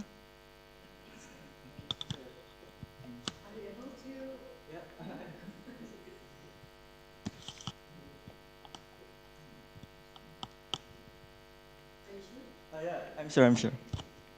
All right. So, this forum terms of iconic, rethinking development, low carbon, high impact, resonates deeply with the critical need for equitable and inclusive approaches to the global climate challenges. Today, I will be sharing the insight about this topic, bridging the divide, a framework for more equitable and inclusive climate action, highlighting recent developments and proposing actionable steps forward. Today, we are diving into one most pressing issue of your time, the global climate action divides. The thing is, I would like to ask you guys what do you believe is the biggest challenge in achieving global climate action? By global, it means it's not only for one country or one region, but for the whole Earth. The problem is actually lies on the how can we ensure that our collective climate efforts truly represents and benefit all global communities, not only the one on Europe side or on the North Pole side.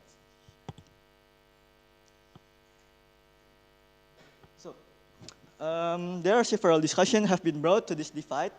The first one is the COP in Dubai. It is the 28th Conference of the Parties.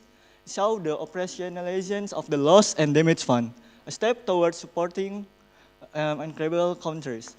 There are several stuff that has been, and this has a follow-up on the next topic, which held on the UN Climate Ambition Summit 2023. That means there has been 2 significant talks about this, and by the end of the day, it has been brought into United Nations. Here, it's excluded major emitters, like highlighting frustrations with the pace of action from large economies. Large economies is the North Pole, the global North. Before we go through some statistics, I would like to introduce a bit of statistics. This one is not so difficult because this shows only an annual CO2 emissions of the world between 1950 to 2022. And there has been as well another graphics there. That's actually the future temperatures that happen between 1950 to upcoming 2100. There has been exponential growth there, and the report of the 6th assessment. The Zoom itself, because they are still there. The participant online. They can hear us. I think so. That's why we. Because the admin is this computer. It's now connected. Yeah. Or maybe like. We can still present. All good? Okay. Yeah. Then let's resume the presentation from Mr. Emerald, and thank you for entertaining us in the time being. Yeah. No worries. Actually, I would like to address my thank you to the IT team. Give applause probably for them.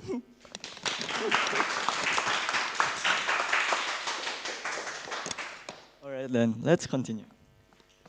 So, where were we? Oh yeah, this is the first statistic that I showed you guys. And now we are going to the next statistics. This one shows the high-income countries has 38.6% of emissions, but only 15.8% of population. What is it all about? It's actually a share of global consumptions based on CO2 emissions and population in 2020. Share of population is actually showed here in high income countries, upper middle income countries, lower middle income countries, and low income countries.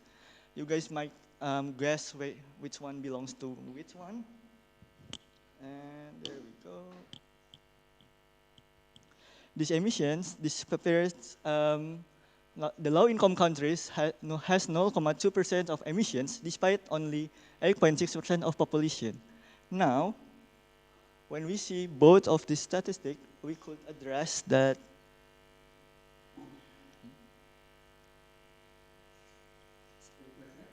I couldn't. Yep. Okay. Now, so now let's talk about the divergent priorities for different regions of the world. This is actually the main topics that we would like to analyze. Based on the earlier statistics, we saw that there are huge difference there, presence, I would say. And as we see on the next step, this is the one that the Global North has as a target. UK's net zero strategy has committed to achieving net zero greenhouse gas emissions by 2050, which includes phasing out coal-fired power stations and transitioning to renewable energy sources. The California Caps and Trades program sets a limit on greenhouse gas emissions and allows companies to buy and sell permits to pollute. This has led to a significant reduction in emissions in the state. And here in Germany, there has Energiewende. It aims to phase out nuclear power and coal by 2022, which has been happened since then. So it's been 2 years happened, and they had replaced them with renewable energy sources. This has been a major drive of renewable energy. But the thing is, we saw earlier that they had already targeting and focus on the future, but it's only the global north. How about the global south? As we know, we had all experienced COVID-19. The UNDP Human Development Report 2022 highlights how the COVID-19 pandemic has exacerbated these divergences, pushing an estimated 100 million people into extreme poverty. It damaged a lot on not only on the global north, but it's even more in global south. That's why this is the approach that has been made by the global south. Kenya's investment in agriculture has invested in agricultural development to improve food security and reduce poverty, focusing on programs such as agricultural sector development support programs. Nigeria's economic differentiation has something similar, and it shows vulnerability to price fluctuations and promote economic stability. So so the one is for agriculture and the other one is for economic. 3 minutes more, ya Mas? Sure. Yeah, 3 minutes. Okay, sure. And based on this, I would like to address the bridging the divide key actions that we will need. I suggest that stuff that we would like to say is the climate action is not one size fits for all. We need to bridge the divide between global north and south. And how? These are my 3 key actions that I would like to propose. We need to acknowledge historical responsibilities. For example, the US has contributed about 25% of historical emissions, despite representing only 4% of the global population. It has huge difference here. And we need to recognize diverse needs and capacities. Climate change is not just a technical challenge, but a social politic, only involving complex issues of justice. And lastly, ensure inclusive solution creation. We need to make sure that everyone is included in the discussion, not only the global north, but also the global south. Yep. So true progress in global climate actions requires a fundamental restructuring of power relations in global environment governance. This means that several key takeaways from this presentation will be acknowledge past responsibilities and present inequalities. That means we gotta see that the gap between the global north and south arises from historical industrialization, and it shows progress, but more action is needed here. And the second one is address diverse priorities and skills, and the last one is promote inclusive decision making. All right. So, actually, here is my references, and for everyone, thank you so much, and let's connect through my. Thank you.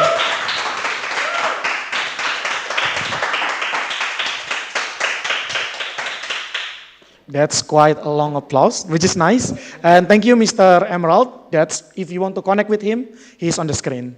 So please talk him. He wants apparently. And yeah, actually because Mbak was asking question already. Do you want to continue with your question, or we will open to the audience? Yeah. Is there any like from the audience or like maybe online one? Yeah, then I guess like because I already asked my question before, yeah, and A lot of discussion, yeah, actually. we have a lot of discussion already. That's true. And to save time, maybe thank you so much, Mr. Emerald.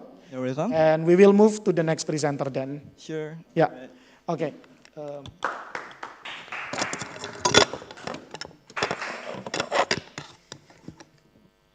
And yeah, so now we will move to the new section. This is like our 7th presentation, and this will be like from Mr. Arif. Sorry, it's from Mr. Ahmad Fajar Maulana, and here he is talking about transnational government of public-private partnership in low carbon development initiatives. And with this, actually, it raised a bit question in my mind. So public private partnership. Will it be like my parents when they are building IKEA stuff? Will it be actually a good shelf, or in the end like it's just like disastrous? They will fighting about like how to do this, how to do that.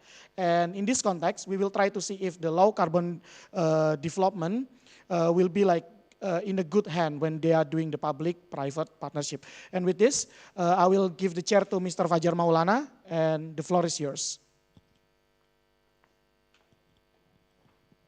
Okay. Hi everyone. And you may share your screen, Mr. Fajar Maulana. Wait. Already, okay, thank you. The slideshow? Okay, can you see my screen? Oh. Yeah, thank you, and you may start your presentation. Okay, I will check my my voice. Can you hear me right? Yeah, the voice is quite clear in here. Okay, thank you everyone. Good morning, everyone. I'm Fajar from Indonesia. Glad to be a part of the participant in this conference, and I'm so glad to join virtually because, as you know, right, it can be it can contribute the carbon reduction, but from the flight if I come to Germany, right? Okay, it's a quiet kidding for my opening. Thank you very much, everyone. Let me invite you to discuss my topic about transnational governance of public-private partnership, or triple P, in low carbon development initiative. And I focus on the study of Indonesia's triple P project during the 2018 until 2023. Okay, let me start by the concept of the transnational governance itself. As we know, the transnational governance is a part of multiple actors that in the global agenda that can contribute, and then building partnership each others beyond the state, right? Beyond the state, because non-state actors can be involved in the project, such as like private sectors and then international organization, and then we can say a non-government organization that can be participated in the one of the project or the partnership between state to building something like a development or sustainable development project. And then, as I mentioned before, as one of the priority sectors in Indonesia is the transportation, like building toll on the airport revitalization, and then, is connecting the economic sectors, and hopefully it can be improve the development of the economic development in the society. But the government, like Indonesia, cannot be provide all of the public facilities by itself.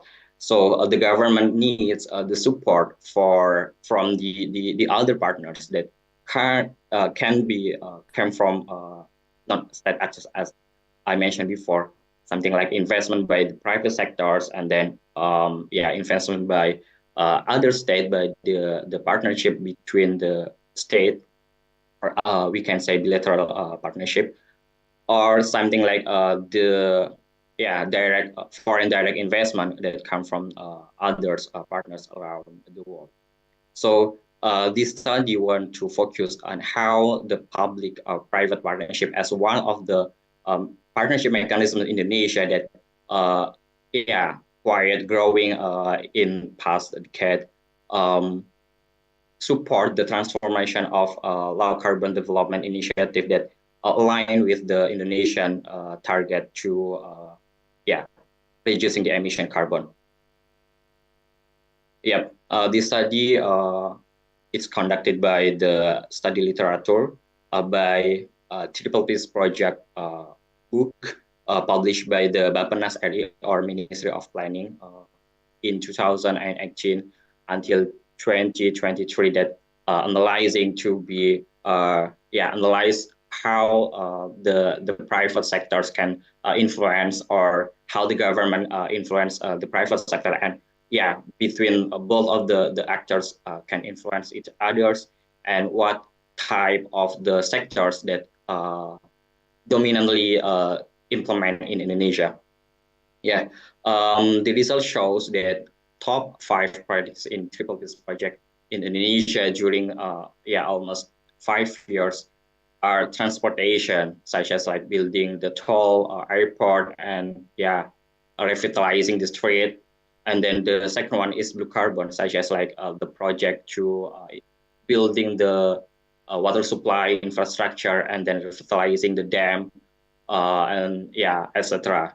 The third one is social infrastructure, such as like building the hospital, educational facilities, or something like public facilities for the society. The fourth is ICT, if you know, like palaparing, or to increase the network internet in Indonesia, and then the satellite in the outside, in the outside atmosphere. And the last one is waste sector, such as like revitalizing the waste management services to be a renewable energy. The 5 project is like acquired dominantly by the transportation sectors. This study is realize the priority of the Indonesian government to strengthen the infrastructure, connect beyond the island, and then to support the economic growth activities around the cities. This project also align with the low carbon development actions that released by the Bappenas RI in 2021 to start prioritizing how the national project priorities is running by low carbon, and then participating in reducing the carbon during the project implementation.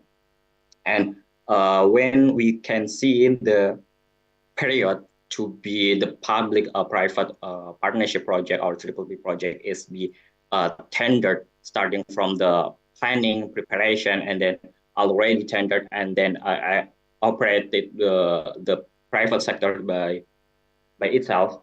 It's almost dominantly by a year, waiting a year to be implemented. It's dominated again. I can say the transportation sector is dominating the Triple P project in Indonesia during the 5 years ago. So basically, dominantly by this Triple P project is dominated by led by the state-owned companies, or we can say BUMN, such as like Wijaya Karya and then Adikarya, to be support the project infestation and then building the infrastructure itself. As we know, the Triple Peace project main objective is how to build infrastructure in all those the sectors.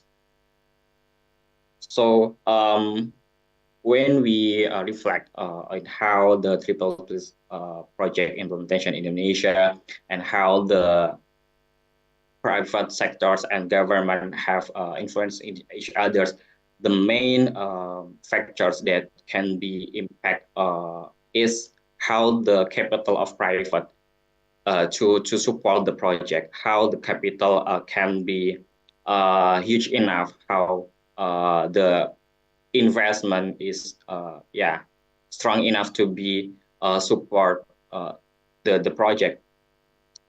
Even if it's already guaranteed by the government as of the one beneficiaries to private to guarantee the private from like crisis and then something like crisis during the project implementation during the period contract.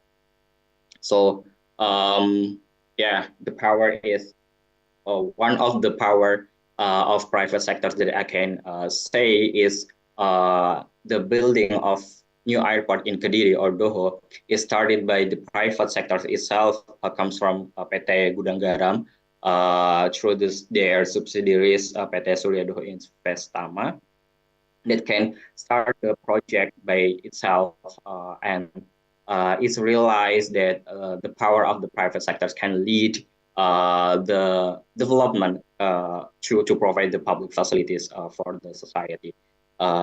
Because as we know that, as I mentioned before, the government cannot be supported by the APBN itself for all those project plan in Indonesia.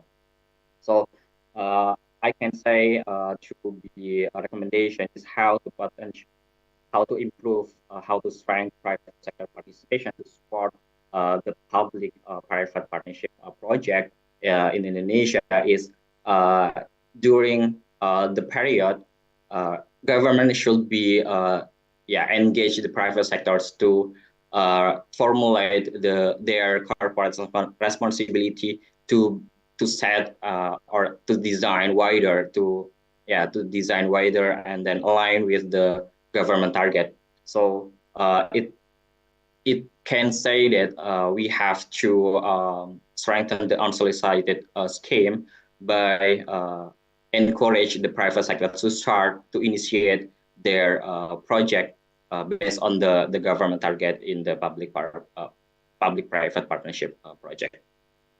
Okay, I think that's all for me to encourage our discussion to see the transnational governance, how the multiple actors in Indonesia to support the transformation, low carbon development initiative that I can say today is still dominating by the state-owned companies and support by the other companies in supporting the Triple Base project.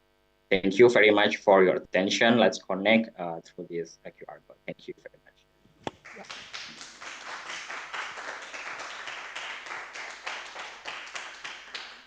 Yeah, thank you so much for your presentation, Mr. Fajar Maulana. And I think here, like, we will try to save the time and maybe like there are some questions from the audience, both online and offline. Okay, then maybe like a question from my side here. Mas Fajar, this is more like something philosophical, I guess. When you choose this topic, like the transformation itself, what kind of transformation that you think much more that you want to address most in this topic? Okay, thank you, Mas Widi. I imagine that this transformation can be designed to be encouraged more actively for private sectors as one of the non-state actors in the governance, right? Because we realize that the government cannot be supported by itself. So how the government can get another resources and then can to build the project, right? So this study is starting to to further research to analyzing the power of the private sectors to drive the project in driving to addressing the climate issues, such as like if we see in the graph, most of the project is focused on this transportation, right?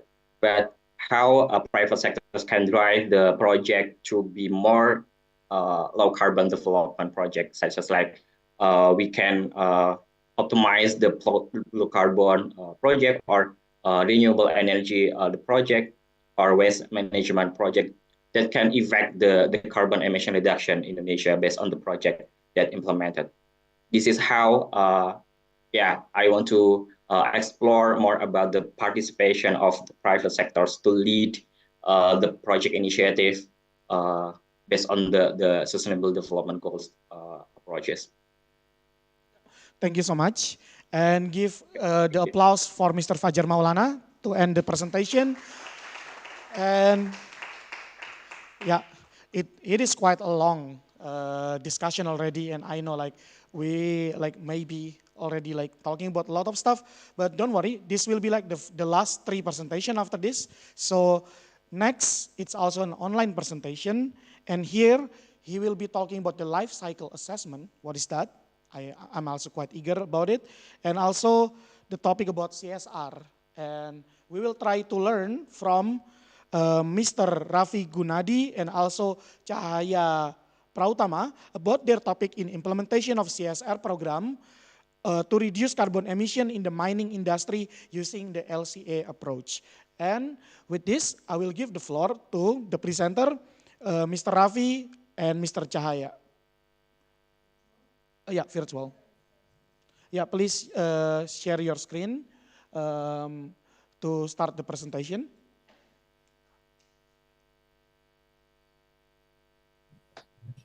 Okay, wait a minute. Yeah, it's not visible yet, Mr. Cahaya.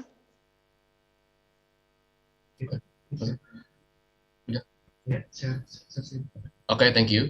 Good morning, everyone. Allow me introduce myself. I'm Muhammad Rafi Gunadi from Gajah Mada University, and my friend Saya from ILS. Today, in this good opportunity, we would like to explain more about our research, the implementation of CSR program to reduce carbon emission in the mining industry using LCA approach.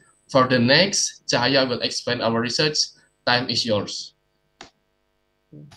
Thank you, Rafi. I think you forgot to share screen. Please, to help me to present the presentation. Okay, thank you. Perfect. Okay, good morning, everyone. Sorry, we're still waiting. Yeah, the screen is now visible.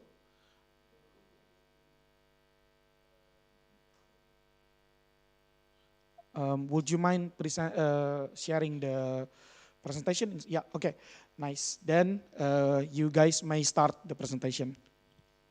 Okay, thank you. The presenter, the moderator. Okay, mute.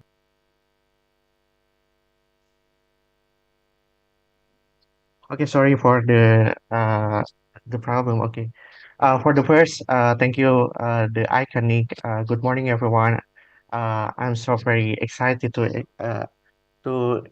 explain more about implementation of CSR program to reduce carbon emission. Next, please. Okay, this is our background of this research. As we know, less than 1% of companies in Indonesia successful to make correlation between CSR program and reducing their carbon emission via social innovation program to achieve goal proper KLH-KRI. It's too small. When does this happen? CSR mining paradigm many people is often taken for a charity program. And the fact a CSR program can help companies achieve ESG and improve environmental performance. Nevertheless, the government has implemented social innovation policies based through environmental compliance, Ministry of Environmental and Forestry, number 1 and of 2021. So, our research aimed to investigate the contribution of CSR programs in the gold mining industry of West Java to determine if they have an impact on reducing carbon emission, thereby positively contributing to both society and the community. Next, please. Yeah, we agree that we agree that building a climate strategy won't be quickly or easy, but waiting is not option. So we hope that the CSR planning can be contribute to reduce the emission carbon. It is the objective of the research. This research aims to develop a CSR program that employ a life cycle assessment approach to responsible environmental. Second, developing a CSR improvement program recommendation and a strategy based on LCA. Third one is the calculating the carbon contribution from the CSR program designed to reduce hotspot in the mining industry. Next, please, it is the our method. First one, how we can do identification CSR program. Secondly, we do some life cycle assessment. We do some sensitivity analysis, and the last one is we give some recommendation improvement CSR program. And the other hand, we do some measurement analysis for calculating carbon, and we do allometric analysis, and the last one, we do carbon sequestration analysis based on SNI 7724. Okay, next. This is the result and discussion. The CSR program initiated by the mining industry in West Java is called Pepeling Sangku, invited a vulnerable community groups. There are have many programs. Number one is they have this program included farming activities, a second coffee cultivation activities, where the waste from it is utilized as raw material for bokashi fertilizer.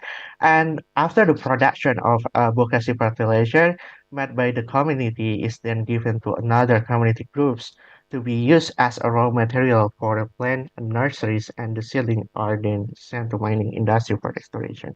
The uniquely this program how integrated various elements in it involve agricultural waste utilization using sheep manure and coffee cell waste to produce bokashi fertilizer.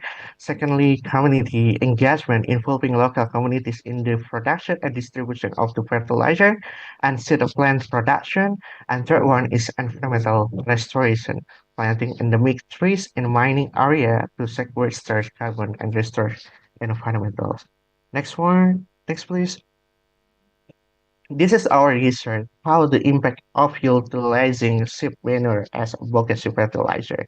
We can see at the statistical data how the before and after the program for the utilizing sheep manure to bokashi farmer can contribute to preventing freshwater ecotoxicity potential by 70%. It's mean preventing the lost aquatic biodiversity caused by pollutant from livestock waste. Secondly, using sheep manure waste can reduce the impact of photochemical oxidation formation potential by 45%, preventing volatile organic compound pollution and reducing odor discerning environmentals. Next, please. Yeah, this is the impact how utilizing organic waste from leaf or coffee cell into bokashi. We can see how different before and after the program. Uh, the utilized coffee shell waste and organic waste can contribute to environmental to decrease photochemical oxidants formation value of 46% and decrease the impact of eutrophication potential by 30% equivalent to uh, you can see at the data to planting. Okay, next. And this is the result, the last one to calculate by LCA. We want to analyze is the impact of life cycle during the cradle to grave life cycle propelling Chisanku from cradle to grave. From the cradle to gate, we using the secondary data from the echo infant. We share some data to produce farming, produce the polybag, produce electricity, and get to graph is primary data to optimize the measurement to analysis from the site. The functional unit refers to product category rules. It is a standard international standard, edibles and vegetable crops. Product classification UNCPC version 01 of 2020. And next please. This is the life cycle impact analysis. The result, the impact of producing seedling of an endemic plant is mainly dominated by the upstream process from the cattle, which involve electricity from fossil fuel, assumed to come from coal-fired power plant. This is followed by the impact of the Pepeling Cisanku sheep farming program, which produce environmental emission from sheep manure that is stored before distribution. So we have a strategy to improvement program. We do some sensitivity analysis to change the electricity source from coal power plant to micro hydro, solar panel, and geothermal energy. And we can see that the micro hydro more eco-friendly, more sustainable. So we can give some recommendation to industry. Micro hydro energy is an alternative solution, and the CSR program location in the mountain has a river bowl where micro hydro installation is proposed for the next CSR program. And then using micro hydro energy as a source of energy reduce the CSR program emission by 50%. And then the next one is we do calculating the carbon sequestration contribution from the CSR program. The calculate carbon sequestration. We do some measurement the diameter and initial biomass to CO2 calculation. And as we know, the program to purchase plant set from the Pepe Circle has been running from 2017 until 2023 with a total planting in 356,000 trees with 23 type of land, and the large area that have been planted are in the Ciguha, Talingam, and Pematang block with a total 1,600 trees. And our research do some create mathematical model for each of land to easily estimate the plant diameter, which help determining the biomass content of a plant, so it can be calculated according to the carbon calculation standard by SNE. And then the next, please. We can see how the contribution of Pepeling Cisangku program as a CSR program in planting endemic forest plant in each block. And the Chigoha block and Lancet John can absorb 3,000 kilogram of biomass and storage 4,830 kilogram carbon. And each area has a 25 LR margin due to biotic climate, water, soil quality, and abiotic carbon absorption factor. This area have a carbon reserve for planting in the space. If we see another graphic, the graphic can based on contribute of each plant in the carbon absorption. There are similar tree, followed by Huru tree, have the large contribution it's absorbing of a carbon dioxide. And next one, please. The Petalin Cisangku program from the mining company can absorb uh, 19.9 K ton of CO2. The Siguha block and landslide area have the highest total CO2 absorption, amounting 7,300 ton of CO2. This is because the tree in this area are older compared to another area, as we had planting starting in 2017. So the carbon absorption, the main hotspot is the minor problem of carbon emission from the mining is from the watering, and the watering is in the cradle unit, the accounting for 48.37% of the total impact. So Pepeling Cisangkuk has a positive correlation with absorption, um, which lower than main hotspot effect by 87%. So this is our conclusion. Uh, okay, this is our, we have a 3 point. This integration CSR program can be a solution for getting low carbon development in both the company and community environmental. Second, the implementation of the micro hydro program can be carried out as the next CSR program because its contribution to reducing global warming emission by 15%. This program has a positive relation with absorbing 19,091.2 metric tons of CO2, which lower than main hotspot effect by 87%. It is the end my presentation. If you have any question, feel free to ask. Yeah, thank you Thank so you. much, and give applause to our presenters. Yeah. Okay. Actually, Mas Cahaya like doing like Yeah. really like on time on in terms of presentation. That's really nice.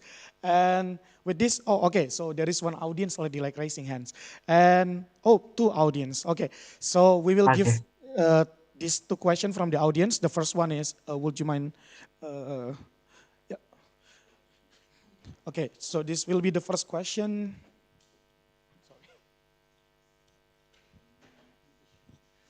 All right. Okay, thank you so much for the amazing presentation. I think it would be great that this could be implemented broadly in other city, right? And my question is, what are the limitation or probably the biggest challenge if we that could possibly occur when we would like to implement this research in the other cities, or probably, yeah. That's the question. Thank you so much. Okay. Okay. Thank you for the question. The main problem is consistency because the CSR program must to be monitored to see the impact uh, CSR fund to reduce the emission carbon.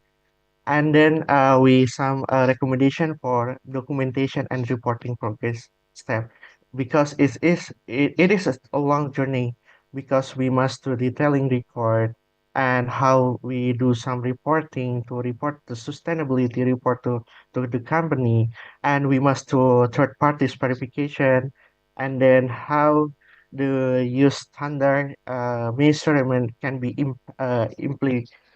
can be used for industry, the carbon reduction. That's it. Yeah, thank you so much for the response. And then now we will move to the second question. Okay. Thank you for the presentation. You presented the data of carbon absorption, and I Yeah. understand that carbon absorption is from the tree planting after how many Yeah. years? 5 years? Start 2017. From 2017 up to 2023, correct? Yes, that's right. And Correct. that accounted to the absorption of 20,000 something CO2, kilogram CO2 equivalent, you said Yeah. in your presentation. Yeah. My question will be, Yeah. how many CO2 equivalent that you actually emit from the mining? Is it compensable? Is it fair to have that absorption? I don't think it will compensable. It can compensate the mining activities, correct? Yeah, yeah. It just a little small because we just compare with the mine, just mine hotspot. No, the all the company calculation is just for compare with the main hotspot in the mining industry. Yeah, so I guess this is also the learning point from us, why this Yeah, type of initiative is always related to the greenwashing, because we don't really know what is actually emitted and yeah, what you can absorb. yeah. Because if we according to proper KLHK, we must to correlate the main hotspot with the contribute carbon reduction using the LCA. So that's why there have any some regulation to calculate all the company carbon, company carbons, total company carbon, just for the exercise for the company, how the CSR program can contribute just for the main hotspot. For in just for this first stage. Yeah. Thank you. I think like that we'll conclude our presentation from Mr. Cahaya and Mr. Muhammad Rafi. And again, please give another applause for them for the impressive presentation. Yeah. Yeah, thank you so much Yeah. for the time. Thank you so much.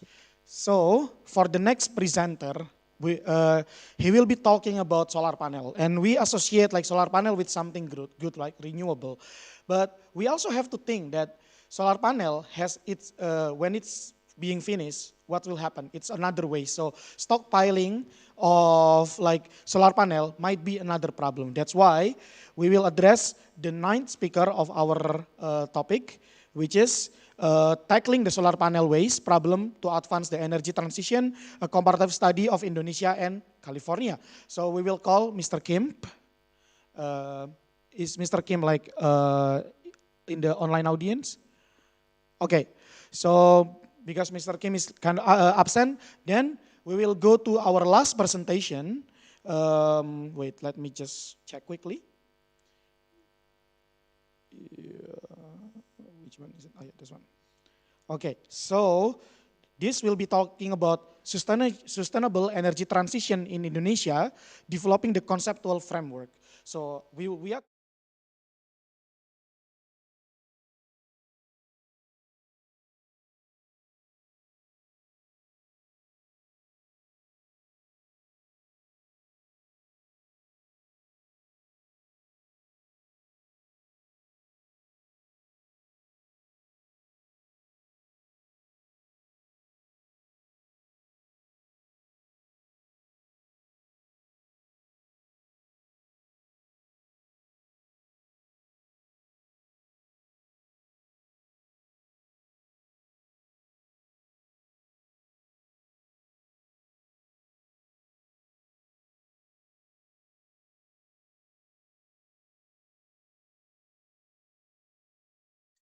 Good afternoon.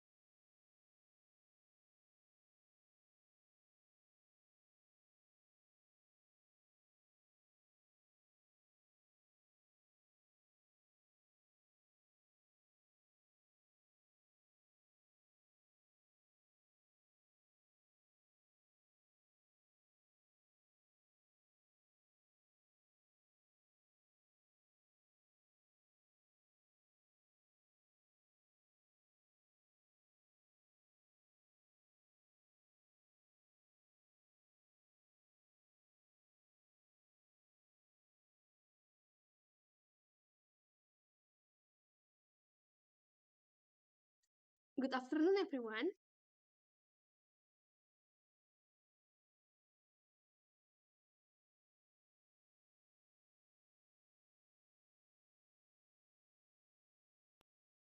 Good afternoon, everyone.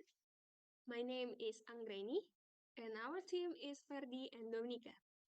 We are from Wageningen University and Research in the Netherlands, and we are candidate Master of Environmental Science. Today, we will talk about sustainable energy transition in Indonesia, developing the conceptual framework. This is the outline of our topic: introduction, research methodology, findings, future research, and conclusion. First, we will start with an introduction. The COVID-19 has a major effect on the disrupted energy sector in the world, but it managed to have transition in clean energy. On Southeast Asian level, they depend on fossil fuel, but established collective 23% renewable energy share by 2025.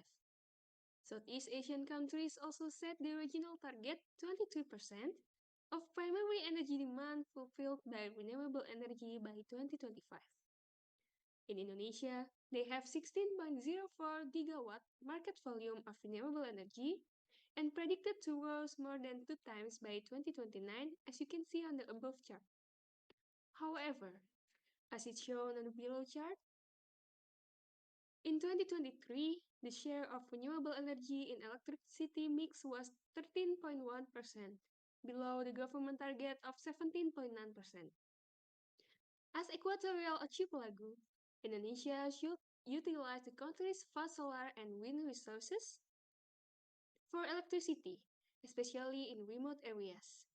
However, Indonesia has added only 0.017% of its potential of solar power, making it the lowest rate in the Asia-Pacific region. What makes renewable energy sustainable? First, energy security. Renewable energy implementation among OECD countries showed that total renewable energy imposed at risk in energy security. Second, economic benefits. Reports showed that economic advantage is obtained in renewable energy. Third, environmental impact. Reports also showed that greenhouse gases emission could be reduced. And fourth, social and community. The implementation of renewable energy made a positive impact on welfare improvement as well as equal job distribution among men and women and also increased health and education. Okay, moving on to the constraints and trilemma that we face. So in this paper, we identified several plausible aspects that define sustainability at which viewed from energy security, economic benefits, and also impacts on both environmental and society. And rooting from these four aspects in sustainability, we then interlink with several findings from previous study in regards on the development barriers. And turns out that its sustainability aspects are aligned and determined along with its sector of constraint under energy trilemma. And energy trilemma itself, it includes energy insecurity, energy poverty, and also climate change mitigation challenges. And last but not least, we also identified major challenges in terms of administrative and also operations in both regulatory and policy making.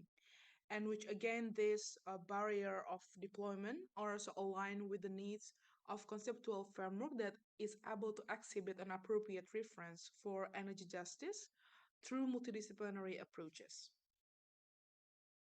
And in Indonesia alone, a prior review study showed that among all of the interconnected aspects in limiting the deployment of renewable energy, governance barriers remain to be the core of all.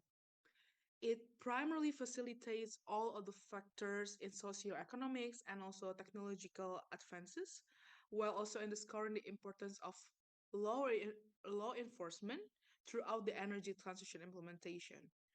Therefore, the main question is among all of these types of renewable energy, along with its own complexity and also implication, therefore, how could we be able to define or to measure the good and the bad of the outcomes of the transition? And also, how we able to validate the readiness of such implementation for further facilitating the regulatory enforcement? And in this research, we aim to develop index for sustainable energy transition in Indonesia in hope to be a framework or a reference to validate the readiness of various aspects in sustainable renewable energy transition in the future.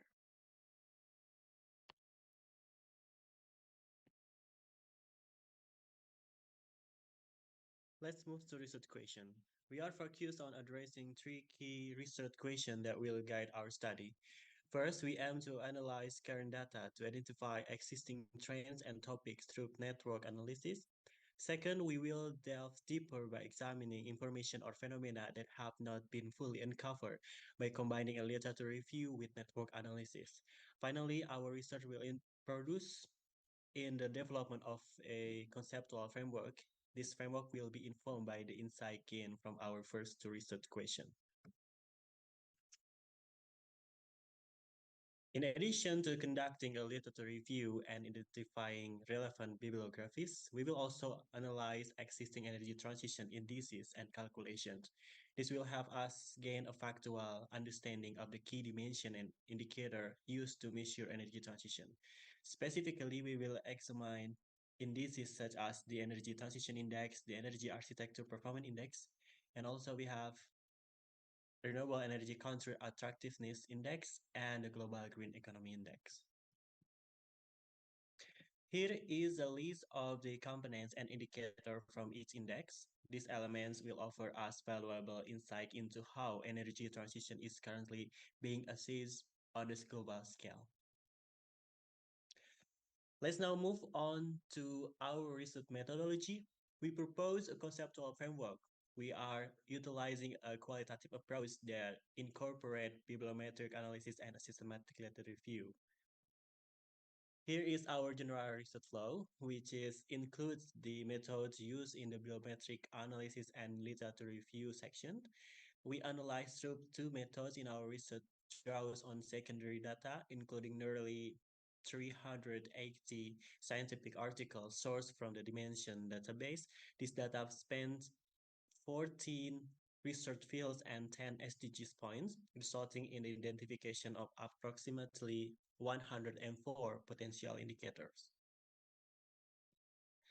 And now on the left side is the specific research flow used to formulate criteria for the data section, and the right side outlines the research flow for selecting components and indicators through a combination of profile analysis and comparative analysis.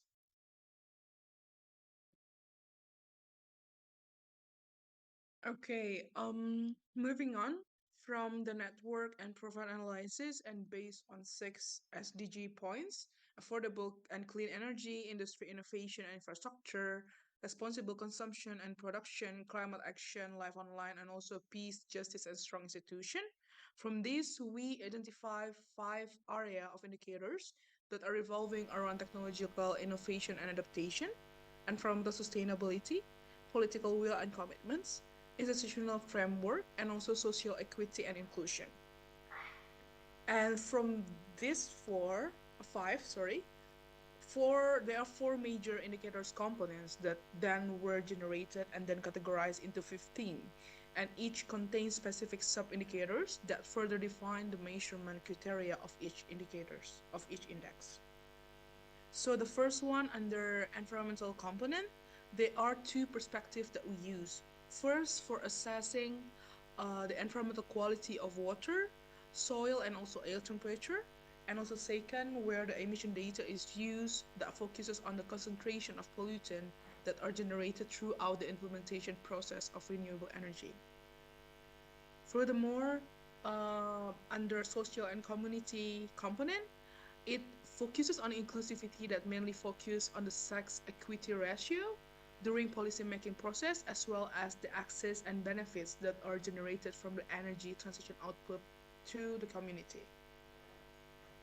And moving on now to the policy component, and this one is mainly focused on the political will that are further broken down into 2 sub-indicators that are regulatory frameworks that are generated throughout the process, and also the output, which are the political actions that include campaign, for example, that are related to the respective energy transition implementation. Okay, it's 2 minutes more. It's recording though. Okay, let's move to the other justification. This section provides us a justification for the economic aspect of our study, focusing on topics such as economic growth, foreign direct investment, and domestic direct investment. We use the percentage of economic growth as a fundamental measure to assess macroeconomic condition. Additionally, we examine investment, dividing it into 2 categories, FDI and domestic direct investment, or also known as local investment. Investment represents a capacity of the country to give a funding to a specific energy transition project. Within local investment, we specifically focus on green finance and green investment. Okay, move on to energy. which is very essential for both human survival and economic development. Research on indicators of renewable energy production, energy demand, renewable energy adoption rates, energy efficiency, energy transition, and clean energy justice. This data could measure several units of energy and could be obtained from state-owned enterprises. And then for future works, reliable index that encompassing multiple aspects must be created to monitor advancement in this field. Recommendation to the governance must be given to establish in policy perspective. And in the future research, the index will be including normalization, weighting, aggregation, and interpretation of the data. And the conclusion, the research was used to prepare a provincial index for Indonesia development strategy, which is useful for detecting the capacity of each region in the energy transition. With this conceptual framework, policymakers, stakeholders, and academics will have a comprehensive tool to evaluate and monitor Indonesia's progress towards a sustainable energy future. Thank you for your time. Good afternoon. Okay, thank you so much for the recorded person.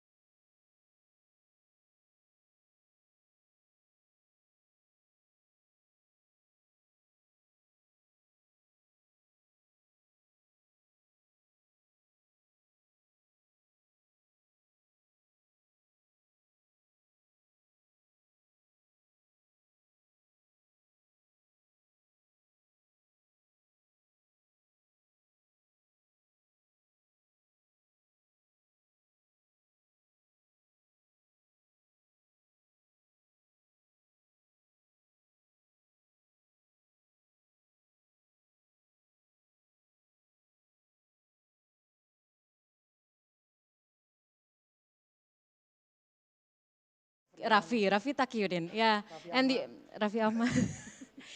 We are not the master ceremony here, right? Oh, true, we are not, yeah? Yeah, we are not. Okay, that's true. Okay, also our IT team, the amazing one, come here.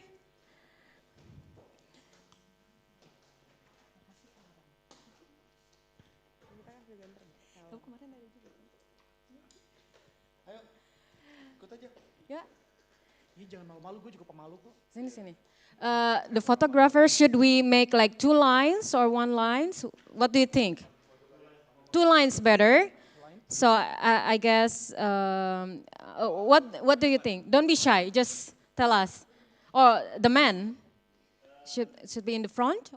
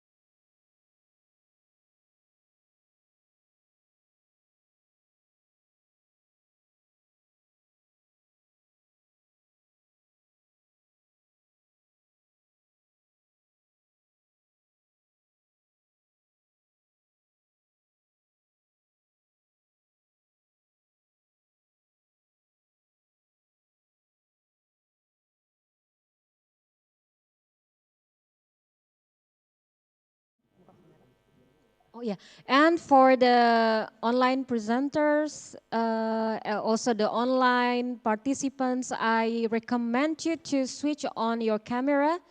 I think if you're available.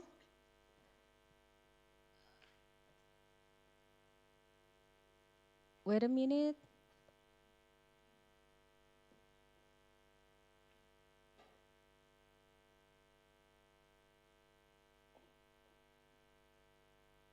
Yeah, I think the rest of them will not switch on the camera. I think it's okay.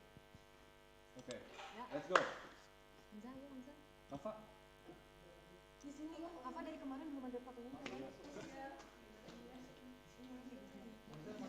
Yuk. Bisa ditaruh di Ayo, ayo Mas Alif. Ayo Zah. Biar cepet Zah. Ya udah nggak mau Zah. Dan dipaksa. Okay, there's one participant who switch on the camera.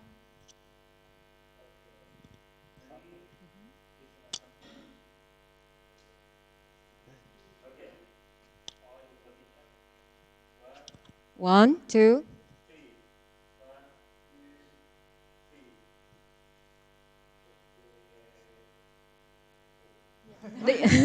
The casual one, the casual one.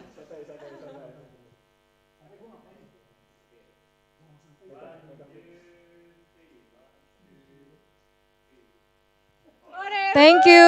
Yay! It's a wrap for the scientific conference of Iconic 2024. Once again, we really appreciate for the presenter, for the participants, for the sponsor, and everyone who have been joined with us, collaborated with us, and supported us. Thank you so much, everyone, and I hope that we still keep connecting with each other, and then let's build the networking for the further potential collaborations. Yeah, perhaps. Thank you so much.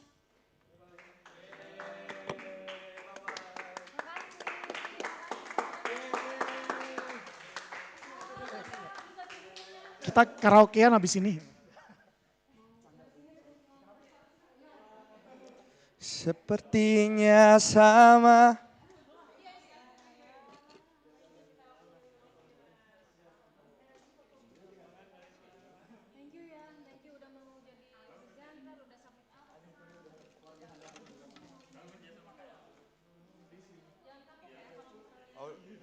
Audio Zoom-nya di end. Mau di end kapan? Disuruh. Biasanya kapan dong? Udah dia. Tatapan khas bertanya masih